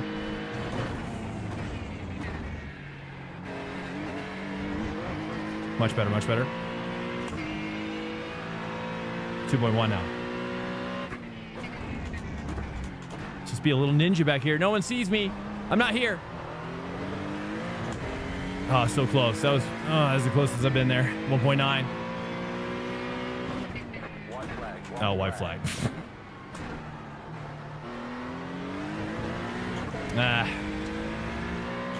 Chicago Street might have to buy. I think I already have Chicago. 1 more lap to go. Chicago's great. I wish that GT3 race there. I don't understand why they wouldn't. Why isn't Chicago part of like the IMSA? Like, it's awesome. It's like Detroit or Long Beach. Multi-class at Chicago would be sick. 1.7. 3-car situation up here. 2 wides. Oh, he backed out of it. Oh, he is too wide. Wait, what's he doing?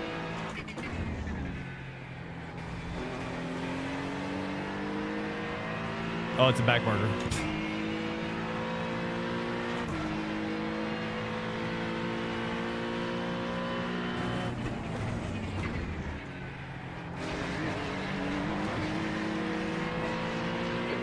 2. 1.4. Ahead is It's not now enough time. 1.5.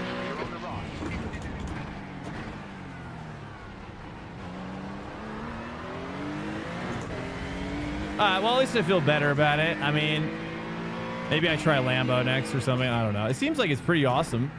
I mean, I just, I got to get more comfortable with this car again. Philip Worley.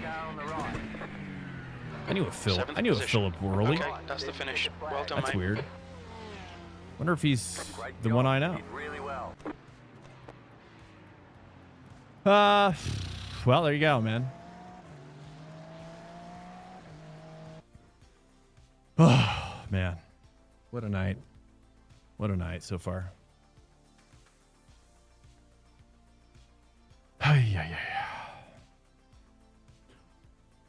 Well, we've got, it looks like, we got F4 here. We got a Formula C brewing over here. I would say probably between these two.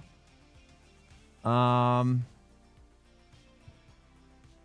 America, Charlotte, Glen, Sonoma, Coda. So you would have, yeah, exactly. Yeah, I have those. Yeah, I've done the Indies. Is that, what are you describing? Is there like a NASCAR road series where this is happening, or are you talking about just Indy? That once the community rejected it. Really? Oh, I didn't even see it. I must have missed that week. That's a bummer. This one looks like it's popping off. These ones are kind of neck and neck right now. That's fixed. So, I mean, I'd be down for whatever. If you guys want me to do this again, I could do this with, I probably should try Lambo if I do it, right? Or it seems like Lambo's just jamming, or we do Audi, I guess. IndyCar at Coda? Road to Indy? Or what do I, is it under Oval? I don't see it here. B Road at Coda. Is it here? Event type, car type. Oh, I see. I would do probably this. Right. There we go. Down here. No one's in it, though. No one's in it. Yeah, it's just dead, dude. So really just got this. And this one looks like it's popping off quite a bit more. So I don't know. I'll do it one more time. I don't mind. It's fun. I'm gonna try something different though. Or do you think I should just double down and stay with the Acura? I don't know. Lambo? It's hard. Yeah. Okay, let's go Lambo. I need a challenge. I need to challenge myself. Dude. I need to push myself hard now. Guys, well, welcome into the stream. If you are new to the stream, I appreciate you. We've been streaming here for about coming up on 3 years, actually, which is crazy. And started because of Summit 1G, and yeah, we'll see how far we can take it. Challenge drive the BMW. I did the BMW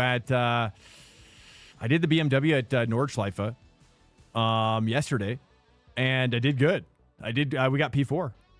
Started mid pack, I think. I don't know, or something like that, and did pretty good. It was awesome. It was fun, but I actually just don't like. It's hard to the BMW. It's so, it's just not a lot of aero, right? So it's hard to transition from this car to that car as well. Counting off NASCAR tracks you would have by default. Oh, I see. But it just seems like there's like so many oval tracks, right? There's just so many that I don't own, it feels like.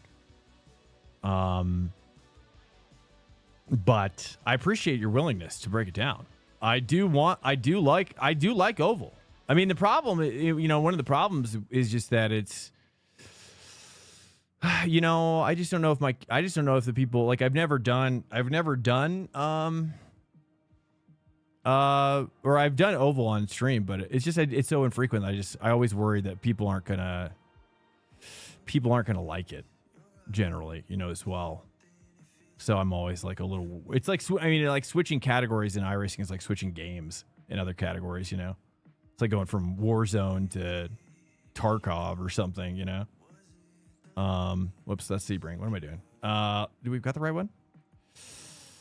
Looking for Donington here. Donington. Oh, I don't even have, do I even have one? No. Stand by. Welcome in here, guys. It's good to have you here. If you are new, it's a pleasure to meet you. If you want me to get to know you, we have a Discord as well, which you can check out here as well. If you ever want to DM me or whatever, we got an awesome community going on there. And it's, yeah. So if you want to hook it up, if you're in another Discord already, don't worry about it. You just stay put. You know what I mean? All right, what am I doing here? I'm doing Lambo. Copy. Paste. Donington. Q. Let's try the race set. Let's see how we do. Let's see if we're better or worse. I don't know.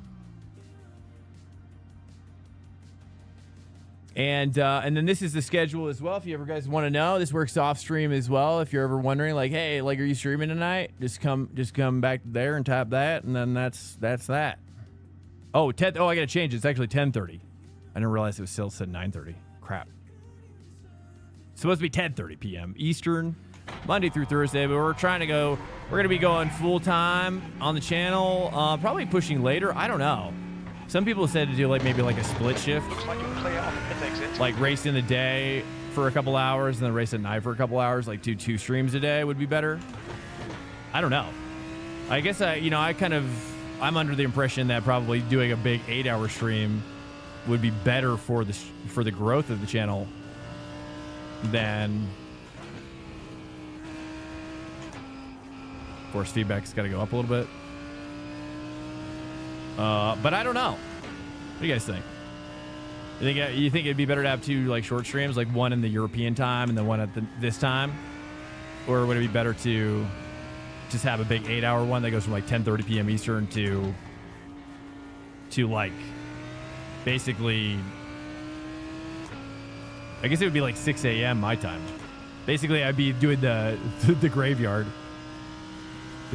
shift. Which, you know, the downside about it all is that it's just the competition's so much lower, you know, at this time of day. The softs are so much lower, and not to say that I necessarily need a higher soft per se, you know, but I think it would be cool to like be around more the European skill set. You know, I have to imagine, you know, through osmosis, maybe it would rub off on me a little bit more. I don't know. Certainly would push me a lot more. Split stream would have daytime people and nighttime people. Yeah, that's true. So you think are you saying that you think that would be bad? Because I'd be basically splitting it instead of growing it.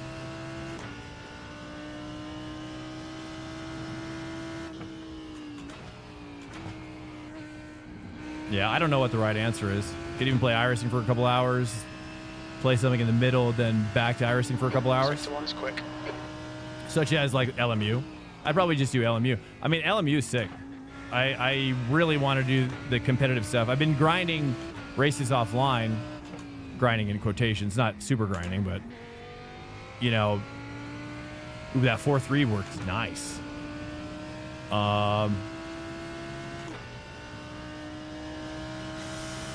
You know, but I also want to do more esports stuff, but it's tricky because like, you know, I see a lot, especially on like the weekends, you know, it's always like, you know, the guys who do endurance streams on the weekends, there's so much competition, you know, for those eyes on the weekend, right?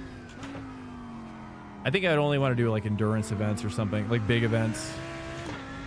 Key is that they're restricted to the people who don't come where to find you consistently. Yeah. Oh, I would definitely have a schedule. There would definitely be a schedule.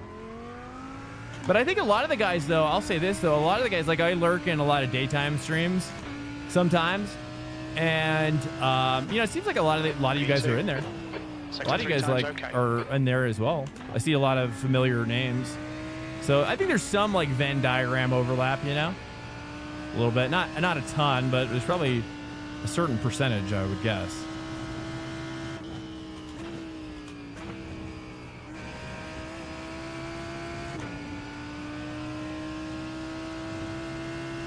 Yo, what's up, Travis? Welcome in, man. All right, guys, I'm trying to focus up here a little bit just because the Lambo. This is my first time in the Lambo now here.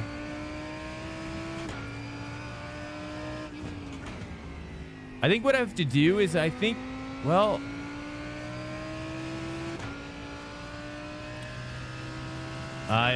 would make you able to target US EU audiences? Yeah, exactly. Yeah, I really don't know what I should do. What streams do I watch? During the daytime, I'll lurk like Matt Malone or Mitchie Hoyer or I always screw up his name, even though people have corrected me so many times. Emil Bernstorff? Storff? Emil? He's cool. I like him a lot. Sometimes I'll lurk James Baldwin. I like him. He's a very sweet guy and very competent and just very, very sweet. You know what I mean? Those British people are so sweet. You know? They can be very sweet people. It's almost like surprising. Like, he's such a sweet guy. I don't know if I didn't know that existed. I didn't know that existed in the British, you know? Like, he's just such a soft kind of personality. Not in a bad way. I don't mean that badly. I just I say it's a good thing. Trucks are going to Lime Rock. I used to race trucks. That's how I got to be. I'm B rank in Oval. I did do trucks for a long time. Haley Deegan, right? She's racing trucks. Is she still racing trucks in real life? Sector 2 times. Do I want to do 2? Yeah, sector 2 times. Okay. Oh, Sundar.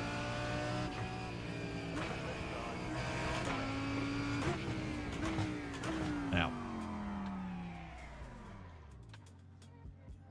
IndyCar? Oh, I love Indy. Actually, I think IndyCar is some of the best force feedback in iRacing. The new one is so good. I did an IndyCar race a long time ago at Chicago, as well. It was horrible, and I thought I was gonna die, but I survived with some damage. But I finished it. I did well. Okay, did it a couple times. Co4L4. What's up, man? What's the deal with the name? Tell me what's going on with that name? How do I say it? KO? Should I do KO? How do I read that? Hey, what's up, Bramps? The trucks are fun. The trucks, trucks are hard, man. It definitely teaches you more about that. The grip level is weird on them, right? You really have to modulate that understeer with that throttle. So it really teaches you, because you need to know that in the super speedway with the Xfinity. Or probably any other car, I would assume, because it's just like, that throttle relationship on the exit, as you apex is just, it can be so tricky. And also like early apexing, because it's basically every corner is like 2 apexes. Yeah, as you probably know. So here we go. I'm preaching to the choir. You guys know more than me. Here we go. Let's go. Q. Is it going to rain? No. Sweet. Oh, I just realized. I was like, this could rain. And I'm in a Lambo. Koala. Oh, it's Koala. Your exit's clear. I was thinking it was like a UFC, like an Ultimate Fighter Championship type of deal. Koala. Okay, cool. It's called lead speed. Yeah, I'm familiar. Oh, you don't tell me about lead speed. The track temperature's decreasing. It's now 19. But you're right. Maybe Celsius. I didn't know it was lead speed.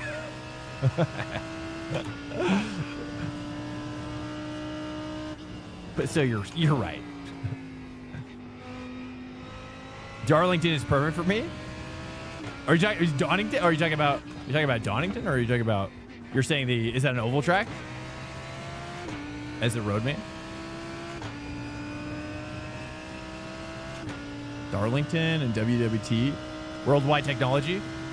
I like Worldwide Technology. Yeah, I think, yeah, I like those strange tracks. Yeah, they're, you know, I don't know. I mean, I don't know. What's Darlington? Darlington's like the short one, right? I don't know. I don't know a lot of them. I know them I can recognize them sometimes, but you know, it's a track about maintaining long-term speed. I think I would race, I don't know which, I think it was Michigan. I raced a lot at the trucks for some reason. Michigan is a tricky track too. Mechanical grip. Yeah, exactly. Yeah. So there's such little aero from those trucks that, yeah. So, but once I got out of it, it was like, I didn't really like it, but it was important to learn. So I recognize that, but yeah. You've got 2 laps to get the job Good done. morning, Koala. Where are you at? Where are you from, Koala? I would assume you're probably Australian. WWT is mile and quick. Hold up. Oh, 1 mile and a third. Okay. Yeah.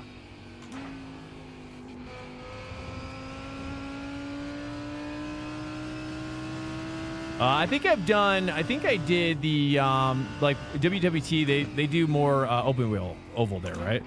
I think I've done Indy Pro there, and I think Indy Pro goes there a lot, right? That was fun. I had so much fun doing that. That's a sick track, dude. That's actually one of the best Indy oval tracks I've done. It's very, very good.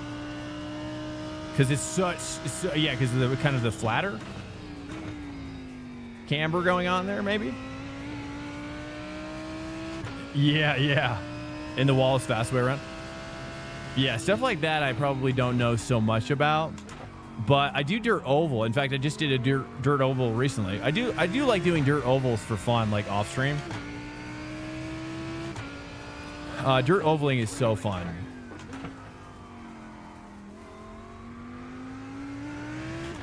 I had a couple friends that did a lot of it in NorCal. Some cowboys.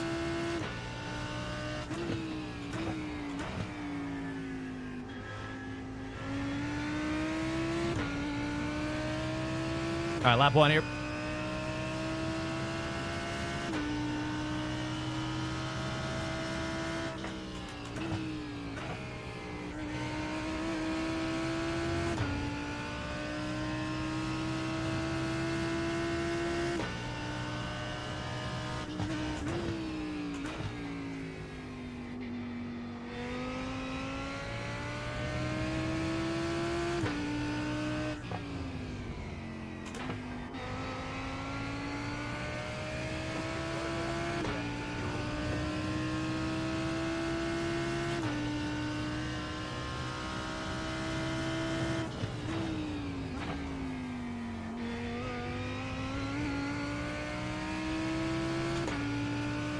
Let's go and save through there right now, just in case I get squirrels on the next one.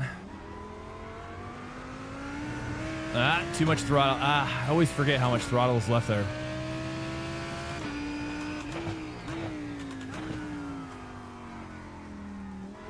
Feel like I can carry more speed in there.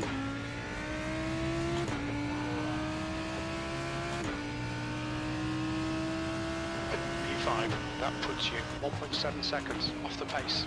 Sector 3 is 0.7 off the pace.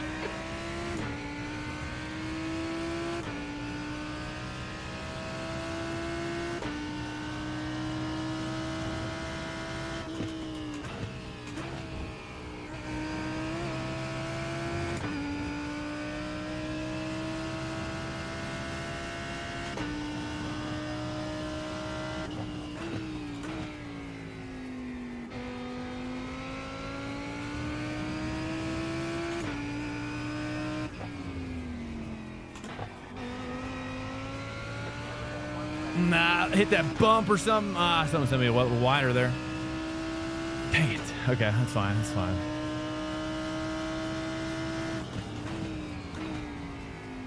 Sector 2 is 0.48 off the pace. At least I nailed that.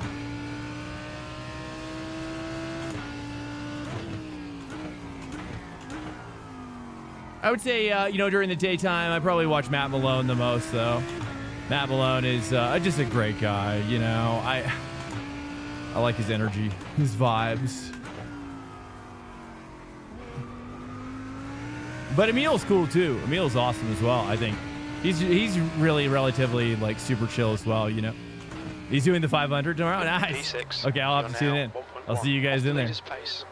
I'm always lurking. I always got a foot in that door. You know, I always got a foot in his door. All right, if you have any opinions about how I can do better, let me know. You seen Keanu Reeves doco at him racing? I started it, but I didn't finish it. Was it good? I think I just got distracted and I never went back. I like Keanu though. He's cool. He's a cool dude, man. He's so aloof, you know. He's such an aloof individual. He's and also like stoic at the same time. You know, it almost comes across as low intelligence, but it's not, you know. It's weird. He's a very interesting individual. Don't forget to pee. I know, I do need to pee. Actually, I was going to wait a little bit. You're right, dude. I haven't even peed yet tonight. I feel like I can make it through this entire stream without peeing. So the problem is that when I was smoking, I think the smoking is kind of what made it, like it, I don't know. Go now. I'll sit. I'll go sit. I go pretty fast. You know what I mean? I'm pretty. My system's cooking. Your was really good, but you're biased. Love the dude. Yeah, Donnelly. Yeah, he's awesome, man. A lot of cool people, dude. A lot of cool people in the sim racing community as well. I hope that I was watching Mizkif. I've been watching some streamers like getting into like real racing and stuff, and Mizkif's getting into drifting and I can't wait to see like bigger streamers come in, you know, and elevate the scene. Frankie, yeah, Munoz, I've seen that story. Yeah, I've seen that story. Frankie doing it. Is he also a streamer as well? Do you know if he streams his races on iRacing?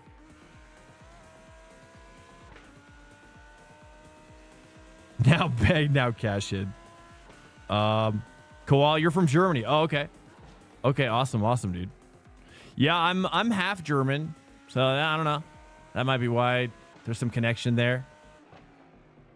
But I'm from California. Born and raised in California. SoCal, NorCal, Central Cal. Spent time everywhere. Pestily, oh yeah, Pestily was right. That's right, dude. Good call on that. That's right. I was watching him stream as well. Yeah, Pestily, EFT guy. Escape from Tarkov champion guy, right? Yeah, that's right. Oh, yeah. Streaming iRacing today if you follow Tarkov. I don't follow Tarkov, but I just like when, you know, yeah, people give it a shot. People give iRacing a shot. But I don't watch Tarkov typically. I think I have come across the stream before though. Probably from if you played with Summit ever. I've seen like that logo somewhere. I'm gonna go pee though. Stand by, guys. We're just about to grid. If you don't mind, stick around. We're gonna be right back. Just about to grid. That's the end of the session. P8.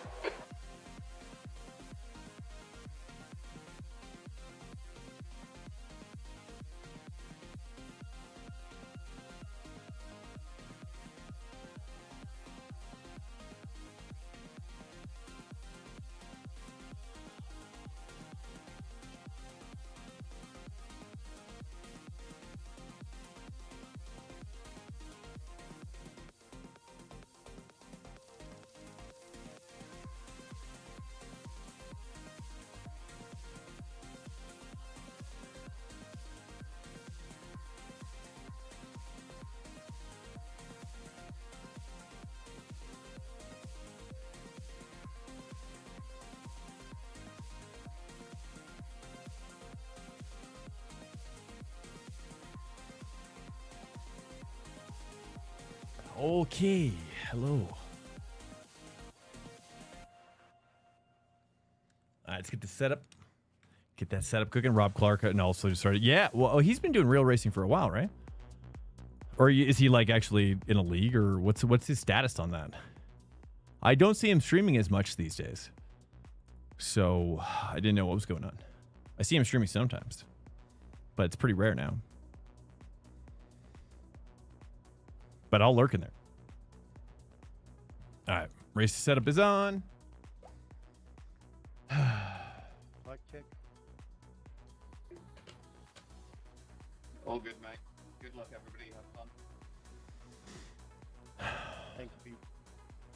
Yeah, it's exciting. I think iRacing or sim racing in general has an opportunity to really grow. But I think like chess, chess seems to be really popular though on Twitch, right? Here we go. Donington race. 40 minutes. Pace should be strong today. Aim to finish in the top of 5. 2,230. What's up, guys? Welcome in. Rolling start. Get ready. Follow It car is number, almost 2 a.m. here in right Colorado, column. so I'm definitely getting cooked at the moment. Feel a little tired. You need to close the gap to the guy ahead. The safety car speed is 73 kilometers per hour. And if I miss any chats to anybody, please DM me in the Discord or on Twitch or on YouTube. I'm always happy to help you guys. Just because I freaking love it so much. This is I get a serious fulfillment out of the physicality of racing in the sim.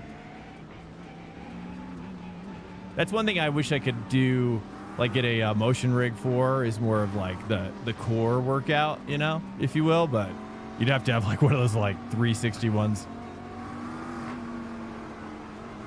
for that, like the ones that like Stay spin calm, and flip, focus. which would be so sick. Go, go, go.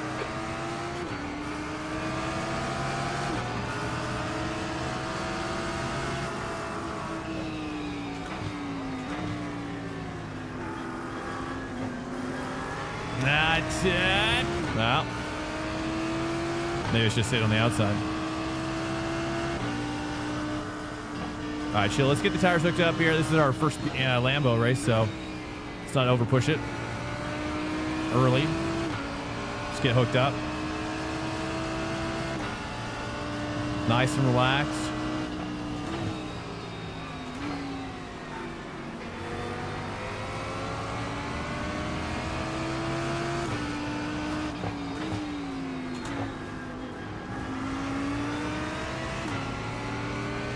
Stay between the lines. Please at the swank.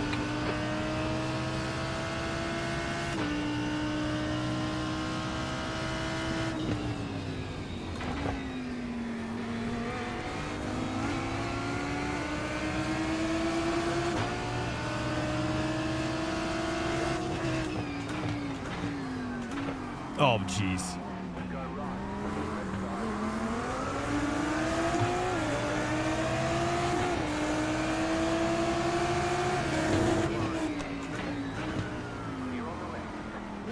Ah. Well played, Luke. Well played.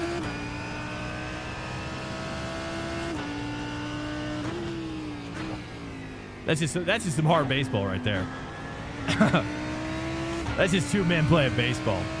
Playing some contact baseball at the plate, at the bases.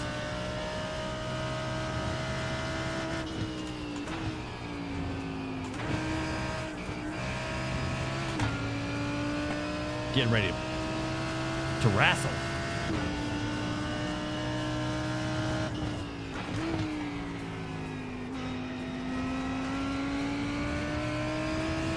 Yeah, he wasn't ready. I know. It's fair. It's fair. He did good. I liked it. I gotta say 3 there. That's so bad. Okay, wow. So much worse. Don't do 2. Ever. Like ever again.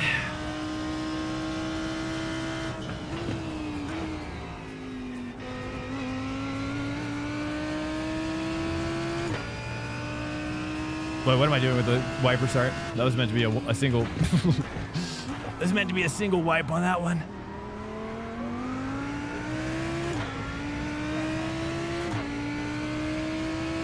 Steven Cake Bread is that dude's name.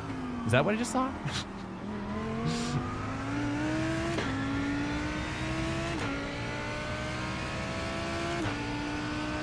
Wow.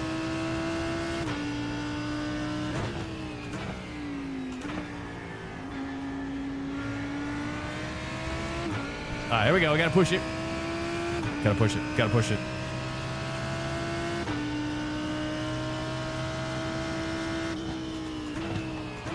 I think I need to move my bias back one click.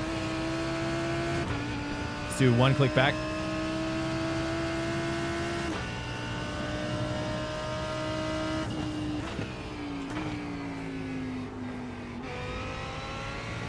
Better. Much better. Too wide up ahead. Much better. Much better. Perfect. Perfect. Nice. We're hooking up now.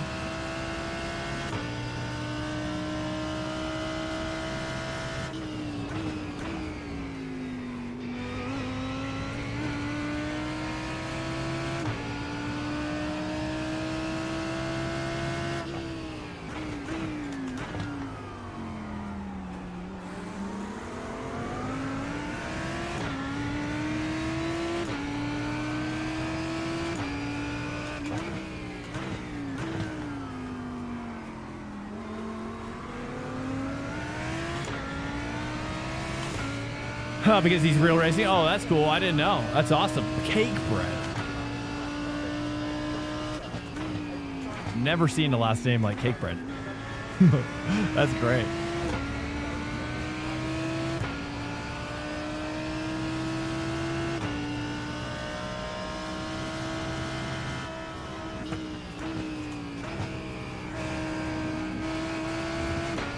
I just take that. Warned about track limits. 2 X's.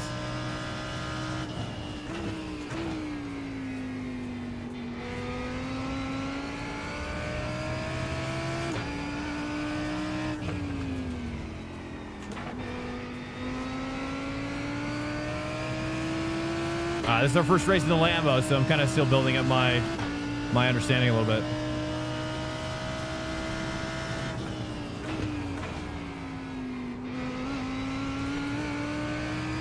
Much better through there now. At least I'm getting more confident. This track is tough, man. It's brutal. So simple yet so complex.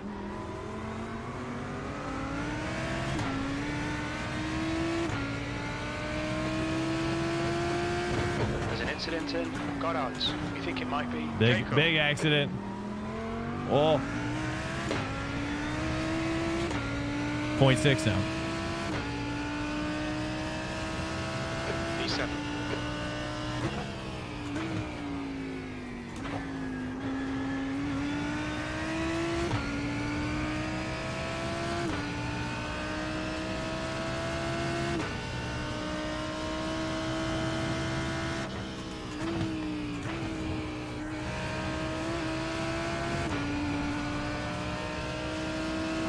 Pay attention to track limits, please, and Swank.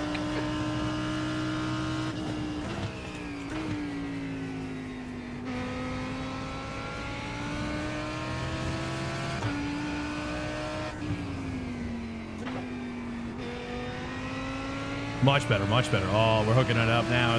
That feels good. You like do the 4 to the 3 at the apex. Very, very good.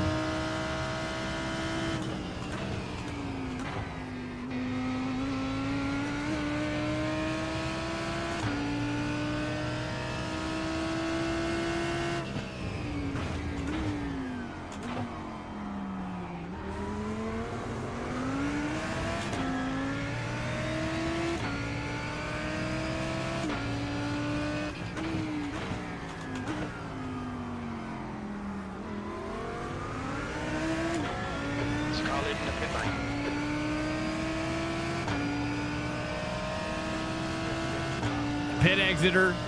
Oh, sketchy. Oh, so sketch. Let's go. All right, nice. At least we're neutral I rating. All we need is like 1. We're just kind of chilling here. We could just chill this entire race if we need to. Maybe wait for a mistake is really what we should do. Probably save some tire as well, given that we're... Sorry. Tried that in 4th gear. That was not a good call. Chill here, save some tire.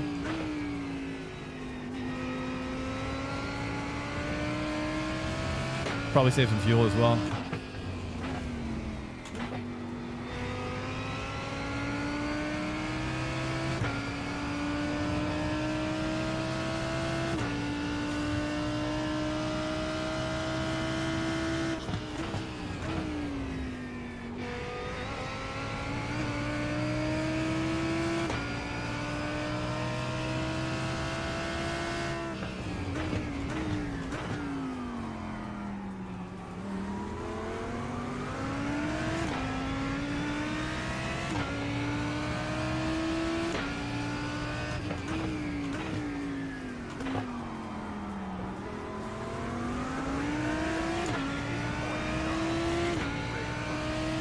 We're chilling. We're chilling.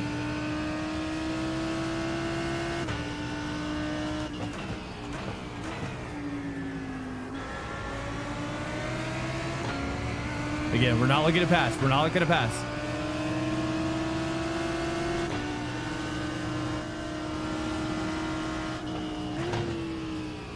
Just looking at pressure. That's it.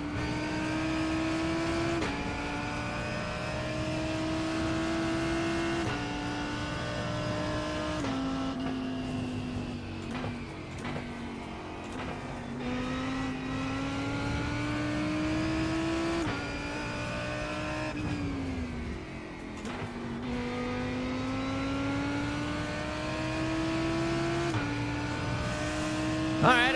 0.4. We got one. We got Ginger up ahead as well. Looks like he's pulling away, though.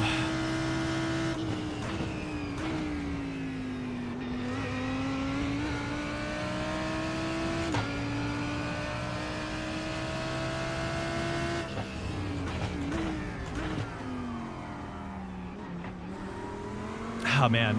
It's so hard to take that line.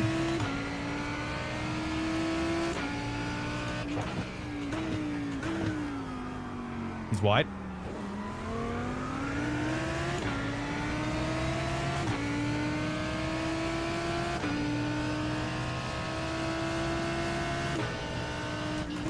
Seems like Porsche's a lot better in the open set, huh?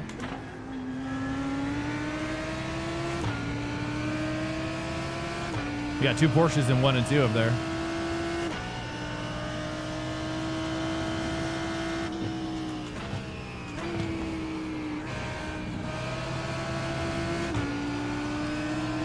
Fill up the mirrors.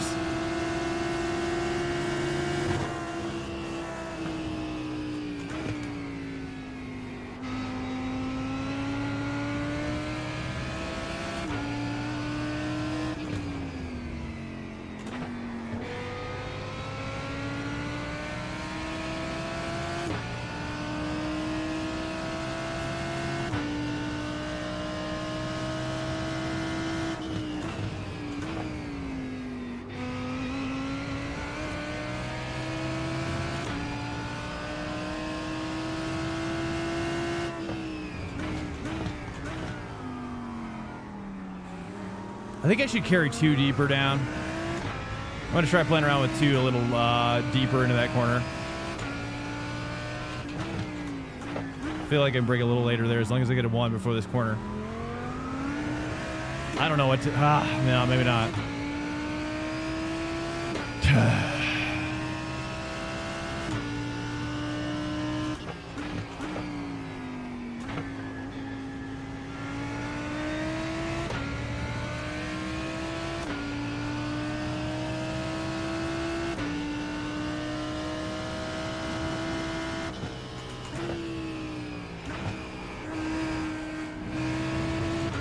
Too much. 5Xs.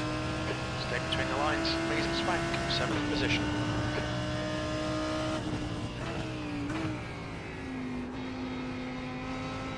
I'm going to move my... I don't know what I should do with the boss. Hold on. Bridge. We think it might be Draper.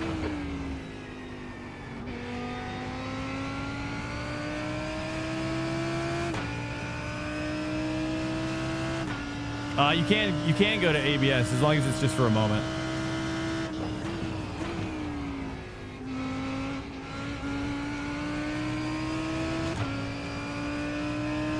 That's what I was told by an 8K driver. Close friend of mine. As long as you're in a straight line.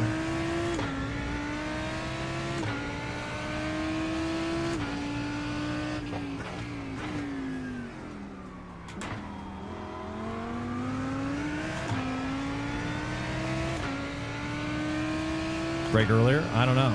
Should I?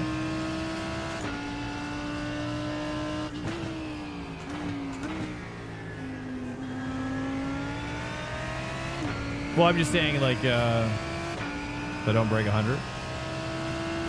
I don't know if am I going to 100 a lot? I have to go back and look. Pit window's open, level laps a bit.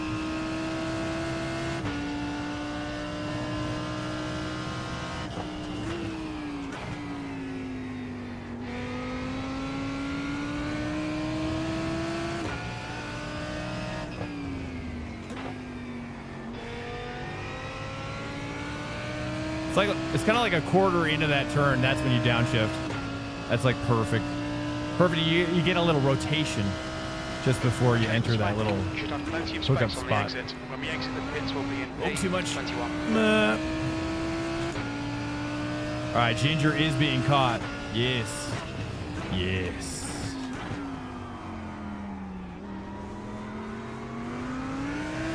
Nice. That was better first gear usage.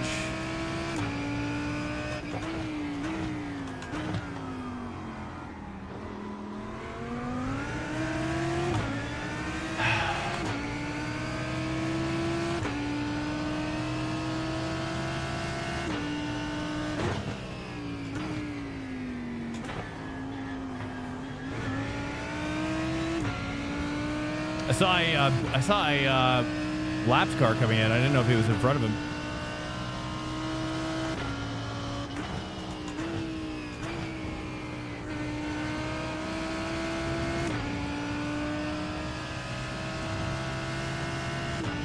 I can't get around this guy.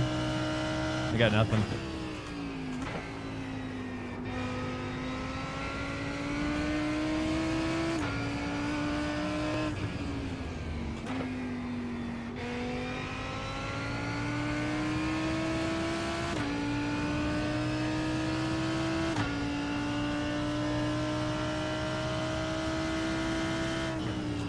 I probably tend to brake earlier anyways. Trying 2 there.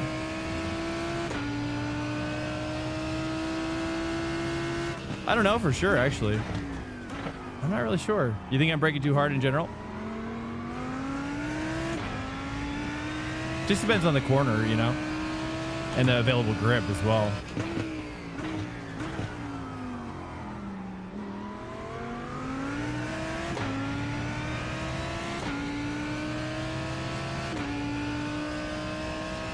Said don't break 100.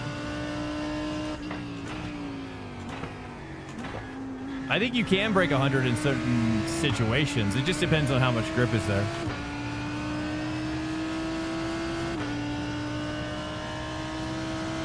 I think. I mean, I don't know how often am I doing it a lot?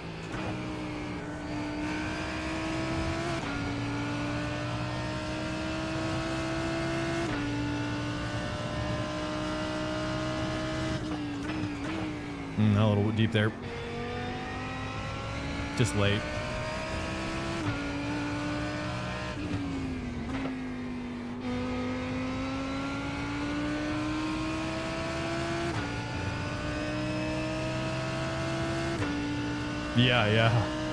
Yeah, I could probably adjust. I am kind of in the middle of kind of messing with my brakes at the moment. That was an X. 6 X's. Just had a warning. Too fast for car? No, I don't. No, I don't. I should do that, but, you know, for me, it's just been more about learning how to, just learning how to drive on my own is kind of what I enjoy. Like, I just make up my own stuff. But I get coaching from time to time to work on, like, esports stuff sometimes. Like, the last coaching I had was for the Elantra. For an esport tournament. And so I'll take those opportunities to kind of like refine a little bit more. And obviously I've got a long way to go. I'm not, yeah. But, you know, I just try not to compare myself as much as possible. Whoops. Oh, he's dead. That was weird. Okay, Swank, just cut the track. There's an incident in Starkey's Bridge. Oh, there you go. Looks like it's Lund. Let's move on up.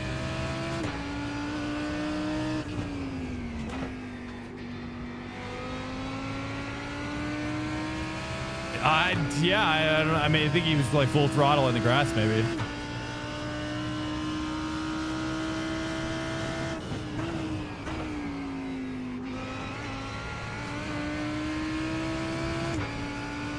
.9, .8.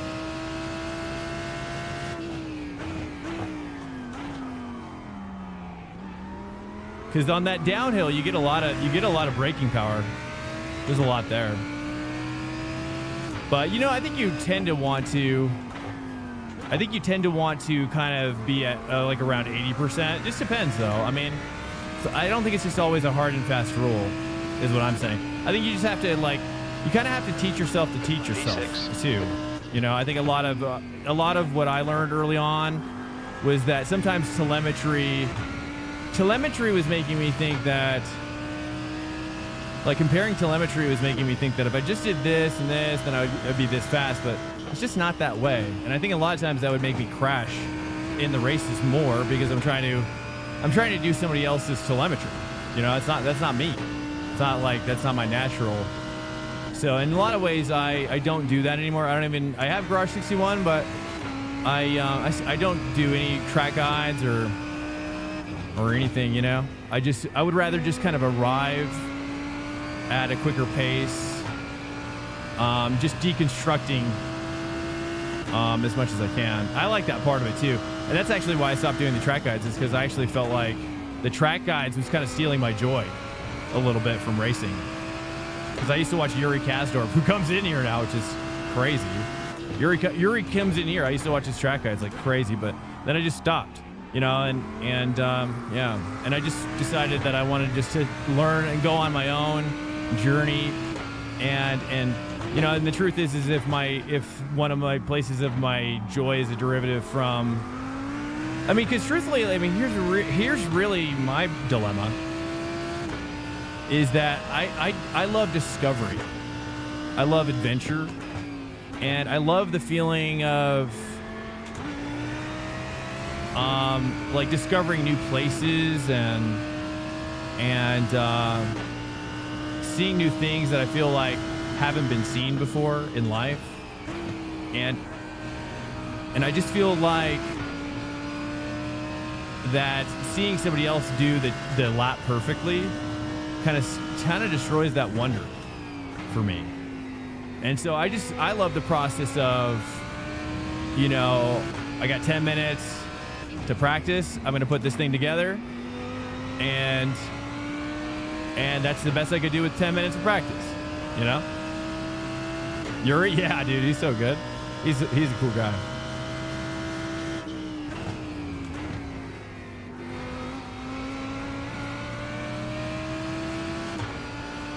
From Yuri? Well, I mean, it's practice. I mean, it's like practicing teaching yourself makes you better at teaching yourself. That's the thing, and I don't think a lot of people realize, is like turn off your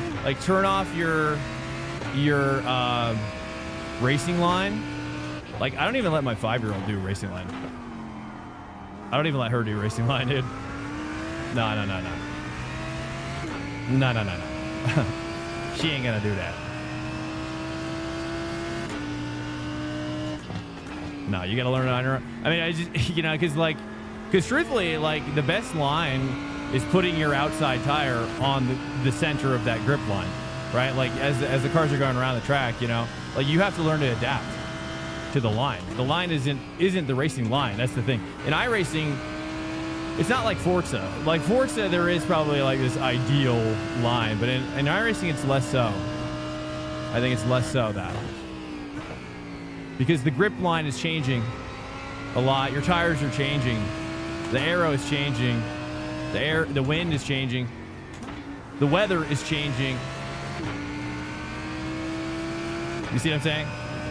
Like having a racing line is static by the developers, right? It doesn't show you how that line is being shifting and turning as you enter different scenarios. So that's why I say you got to stop it. You got to stop it, because it just teaches you to be codependent on this worthless tool. It's worthless, you know, because it's going to teach you. It doesn't teach you anything.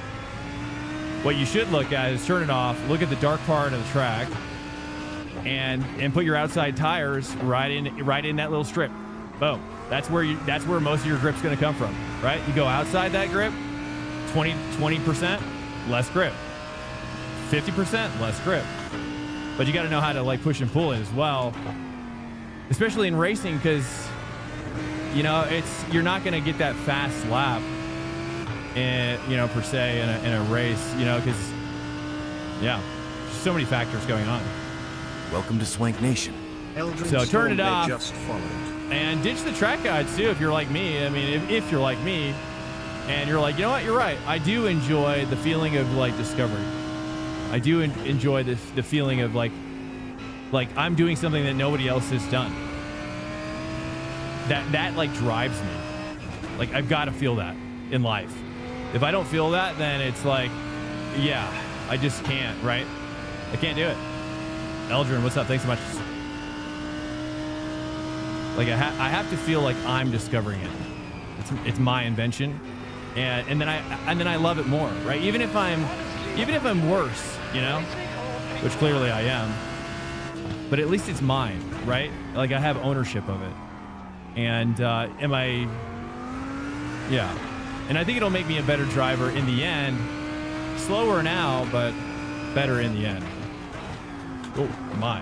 Hi. And it certainly makes me a very versatile driver in the races. I think that's what a lot of drivers lack is versatility in the actual races. Like a lot of these guys, I mean, these guys out-qualified me. You know what I mean? You know, but when it comes to the racing, like they don't got it, right? They don't know how to manage the tire degradation. They don't know how to manage the push and pull of the scenarios that unfold in the races. You know, they just crumble apart. V6. So I believe he's like, well, you're going faster in the quali, but you're dying in the races, and you're not even having fun. You know, so it's just a personal journey, you know, that I share. So you know, if you're struggling with the same thing, get after it and just, you know, let the iRating go, and I would say, you know, also maybe get like a coach as well, a coach that can like help you deconstruct the you know, because a good coach is going to teach you that. A good coach is going to teach you, like in real life, if you approach it like real life, like there's no racing lines in real life. Like if you treat iRacing like it's a real life, like it's real life, yeah, there's just none of that in real life. What's up, one man? Yeah, I just share that not as like a criticism of anybody who uses it. It's more power to you, you know? 2 laps to pit. More power to you, but I just think that... E5, 2 laps of fuel remaining. I just think it's to your own disadvantage. Like, you might be going faster now, but I think you'll be going slower later. Okay, Swank. The next car is Bringas. You know? There's a lot of times, too, I've gotten into races with really good people, and I'm, like, kind of surprised how much better I'm doing than them. And I know they put in a lot more practice than me. That's for sure. You know, I don't spend. We do the Swank Trackday, which, by the way, if you are new into the stream, you're just coming in right now. We do it every Sunday.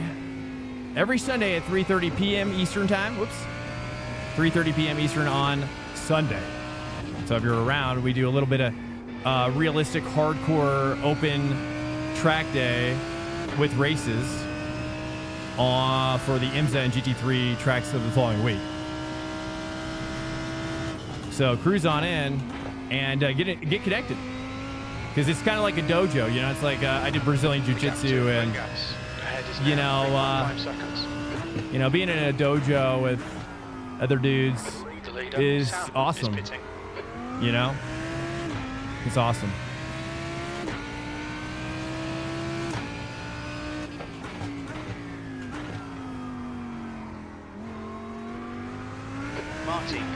I'm a new racer, use the racing line each week to learn the track quicker, basically for an hour, practicing with it on, and then AI wants, yep, that's good. Yeah. This is the last lap of fuel. Yep, copy. Box. Did he pit? Oh, I just realized I got that dude pit. All right, box. Set it up. All right, pit set. All right, I'm going to focus here for a second.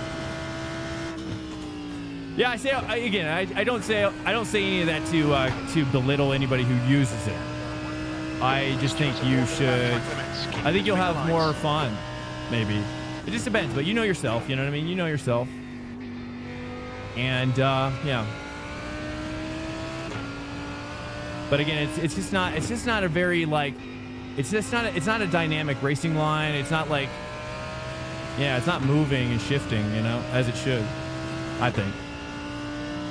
2 liters left. In this lap, box. Yep. Box. Looks like we're gaining on Ginger up here. Ahead is Box, box, box. Yep, copy.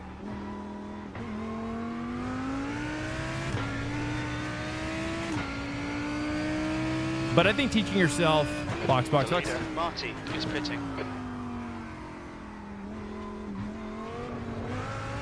Ringas ahead is pitting. We expect you to be coming out of the pits into clear air. On exit, we should be in position 9. 1, box now. Right here. Start 3 is up the front. You're now in third. It's a good way of looking at it. Yeah, hot lapping ain't racing. Left 3, Yeah. 87. Well, for me, it's not fun. I can't do it just because from the fun perspective. But I tried for a long time. But for me, I just learn better when I'm just racing, having, you know, I mean, this is where I want to be, There's a car racing. approaching. Watch your mirrors. Stay behind the white line. You know, racing is more fun. It's just so much more fun. The adrenaline and whatnot. And I get to be around the guys who are pushing really hard. And that's when you really get to see their lines anyways. So I use the guys that I race against as a line builder. You know, and be like, oh, you see how that, you know, like, oh, you see how he's taking that? He's taking that little later apex, breaking a little deeper, you know? And then you really start to see, like, the performance differences of the cars as well. Because that's the other thing, right? Is, like, you've got, the racing line doesn't know about cars, dude. Like, the racing line has no concept of what car you're driving or, like, what the characteristics of that car are or what you're needing to do to extract more pace out of that particular car in isolation of the track and the racing line. So it's just, yeah, it's hurting you more than helping you, I think, in the long run. In the long run. And same with the AI as well. That's why we do the Swank Trackday on Sunday at 3:30 p.m. Eastern time. Because real humans take real lines. AI doesn't take the real lines. Oh yeah, dude, looking at the ground in front of me. Yeah, it's like learning how to drive a car, you know? Whoops, I didn't know if I was going to loop that or not. It's like learning how to drive a real car. Like the first time you drive a real car, you're like doing the same thing, you know, looking down at the, you know. But the better you get, the more comfortable you get, the more down the road you can look, right? And you're not worried about crashing.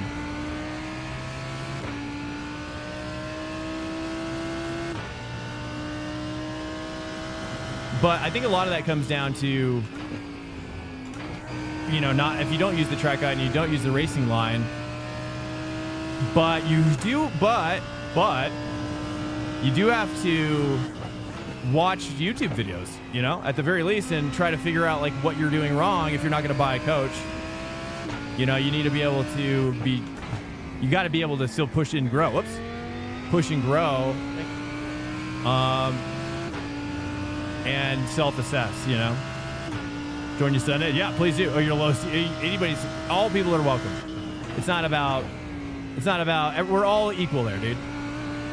We're all equal in general as well. But especially in the Swank Trackday, you guys are all cool. Again, I just ask that you guys are just respectful and you know, create space. You know, if someone's faster than you behind, like you let them go. You know, it's just like realistic, like real life. How you would do it in real life. Incident in Goddard's. It looks like Ringas. So, and it's better. It makes you a better driver because, like, treating it more like real life, I think, you're going to get, I think it's just going to make you better.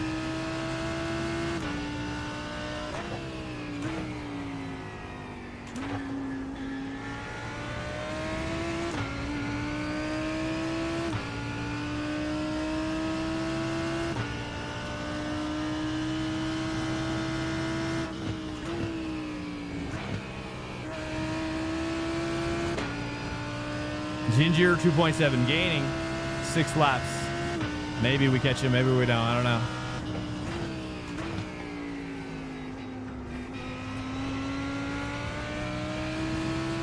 .6 gaining quickly now.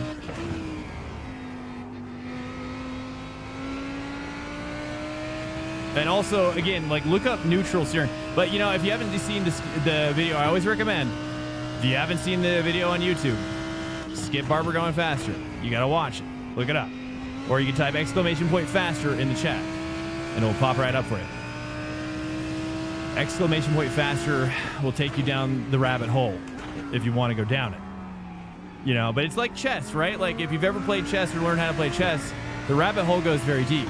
And if you're not willing to, if you start going down the rabbit hole and then you get distracted and you start playing Escape from Tarkov and you're just like, you're not committed to the rabbit hole. Like I think you gotta, once you go down the rabbit hole, you gotta keep you're now you've entered the event horizon. You've crossed over the event horizon. And if you don't keep pushing into the black hole, then you'll never feel like you're progressing. You'll just feel like you're just bad and you're never getting good. But that's because you're distracted. You're splitting your time.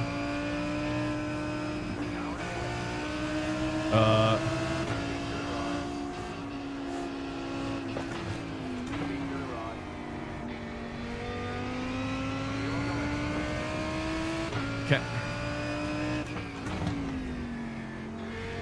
You know, so that's the tricky thing is like same with chess, right? Like if you don't commit to the learning process, you're never going to get good at chess because chess is just way too deep and way too complex.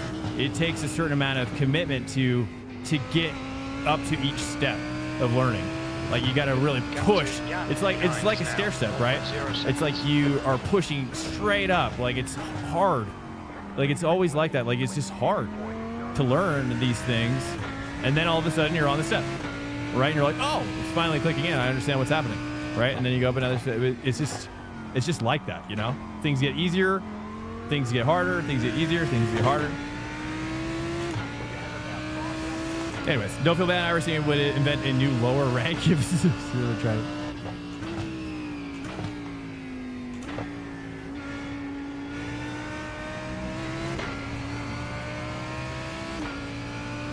Nice, P5, not too bad. But, you know, I mean, stop, and also, in my opinion, stop looking at iRating. You know, don't compare yourself. You know, you're like, you know, for like, I'll be honest, like, I struggle with it too. I'm not like perfect at it. You know, I don't talk about it on stream, but it's happening in my head, right? I see, you know, I hate to admit it, but I'll be honest. Looks like it's deep. You know, the truth is that, yeah, I don't like being beaten by 2K or like 3K drivers or 2 point whatever drivers. You know? I don't know what their backstory is. I don't know if they're Smurfs, but, you know, but the reality is that, you know, people like Turbo and other people, friends of mine, you know, just would say, hey, like, you just never know who these people are. A lot of people just do league races and they're really good. They would be like 4K or whatever if they did more ranked racing, but they only do like 1 or 2 ranked races a week. So, you know what I mean? So it's like you can't, it's like the iRating isn't even really truthful about what the story is, about each person's journey. So anyways, I say all that, it's long-winded, but I say all that just to like encourage you that it's like, you know, find your own fun. You have to find your own fun and nurture it, you know? Nurture it, and don't let anybody tell you like that's, you know, because it's like taking care of a newborn baby, you know? You gotta really be sweet, and you gotta be sweet with it in order for it to not die. You gotta take care of it just daily.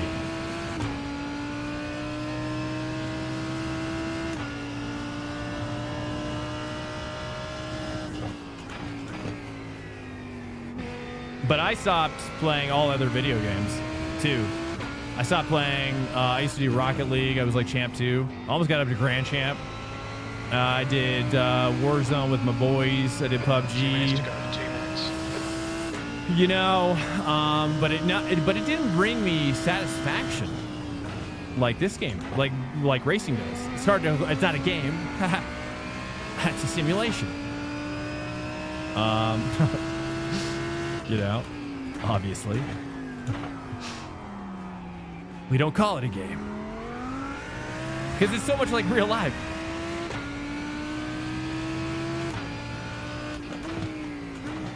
All right, we're close, boys. So look after her.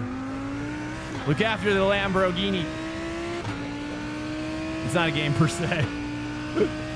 Per se, yeah. Touche. Touche, sir. Because you're right, it is a game. I mean, if you look at the core of what we're doing, it does require a graphics card, and it is a gaming category experience. It's so true.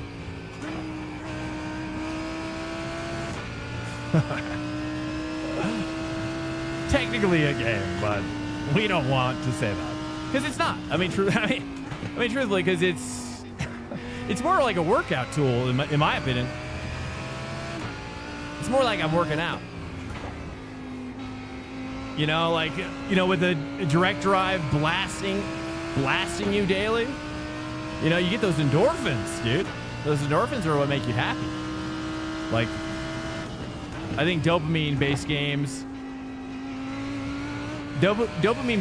are harder for me, at least, to be happier in life, because there's so much of that, like, the up and down of the mental, like the juices in your brain. It just really plays with your juices.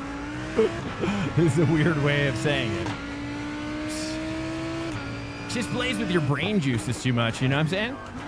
You feel me? Especially like a game like Escape from Tarkov. I don't know how you guys do it. It's honestly like meth.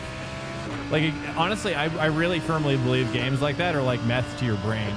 Like, you're not like actually taking meth, obviously, but it's like it's doing that kind of addictive cycle like a drug like meth has. Women in the background like nerds? I don't know about that. Exactly. But my wife likes me, which I guess I'm a nerd, so you'll always find one. You'll always find one eventually.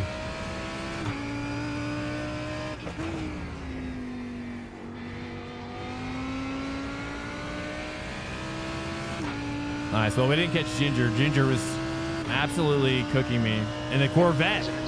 He's in the Corvette, dude. I knew it. I knew that Corvette was the way.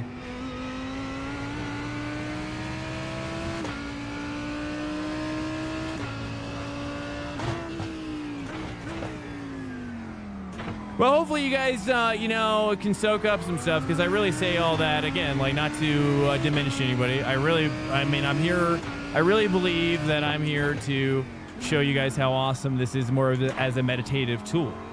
Like, it's like a home gym, a meditation tool. It's a dojo, right? I think you're better off, and you will learn faster that way as well, I think. So, I don't know. That's my process. That's the swankification process. You know what I mean?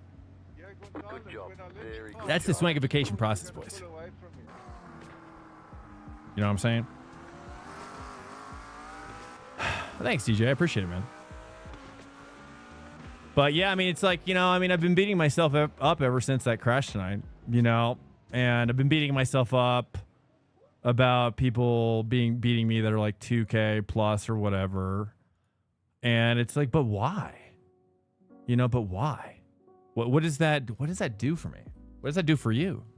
You know what I mean? Oh, yeah. It's complex. Hey, what's up, Lolpify? Welcome in. Yeah. Hopefully, all I hope is that what I said allows you to extract more satisfaction from your time, right? I mean, because here's the reality. Here's the reality of the situation, right? Because, you know, I don't talk about this very often, but like, I really believe the world is heading towards some sort of big event in the next, you know, couple years or something. And, you know, I just feel like we you know, it's always important to take stock, like, of your day to day and your moment to moment. And, you know, just ask yourself, like, you know, like, am I really using, you know, every moment of my life? We just don't know how impermanent this weird experience is. You know what I'm saying? Like, you know, whether you believe in God or spiritual or not, it's just, the truth is that when we're dead, and it's like, this all goes away, you know, for whatever reason. And, you know, it's just, we have to put it in perspective, and because at the end of the day, we're all going to die. You know, this is all impermanent. Look at this. I love it, dude. Line, well done. That was, I just love it. I love it when somebody can rough me up a little bit. So anyways, take that to heart. I don't know. That's kind of like where I'm at. It's just like, you know, hey, like, imagine, it's like if the world explodes in 3 years, you know, you know, like, was this all worth the anger? Was it all worth the sadness? Was it all worth the distress?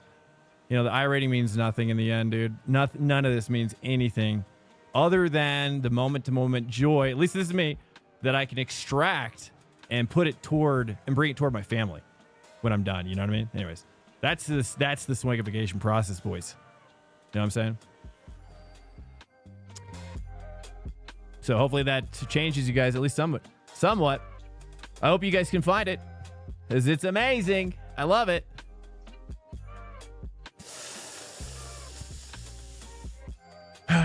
Guys, you're awesome. Thank you so much. I just want to say, thank you so much for, choosing me. Thank you so much for finding something and being here with me. I think I wanted to start doing this more often because, again, I don't know how much longer, any of us will live. So, I just want to be thankful now in the moment. We're like practicing just being in the moment and practice being thankful in the moment, and that for whoever doesn't like come back, like you guys can feel that like we have this moment. Welcome to Swank Nation. And Arcane Octane just followed. We can have this moment, and we can, and that's good enough in and of itself, Anyways, I'm a spiritual kind of philosopher, kind of a little new agey, a little old agey, a little 1,000-year-old, a little 1-year-old, a little, whatever, dude. A little bit of a lover, a little bit of a fighter. Welcome to Swank Nation. You know what I'm saying? Just followed. So I don't purport to be anything perfect or anything like that. I don't purport to know all the answers or be a perfect example. You know what I'm saying? But I do want to lead this community into a greater result, and that's having more satisfaction in here to have more satisfaction in life. You know what I'm saying? And then with that, I am going to raid Mr. Rents the Fence. It's been a pleasure, guys. Again, thank you so much for coming in here, dude, and being with me. I'm just so proud of just the vibes and everything. I just, I tell you every day, the time away from the stream, I'm just always like, I got to tell them how thankful I am for what's happening. So.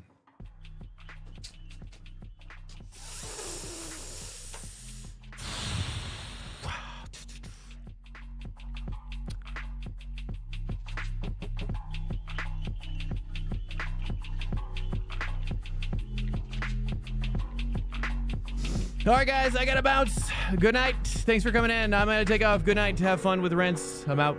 Peace out. Good night. Hit me up in the Discord if you want. Later.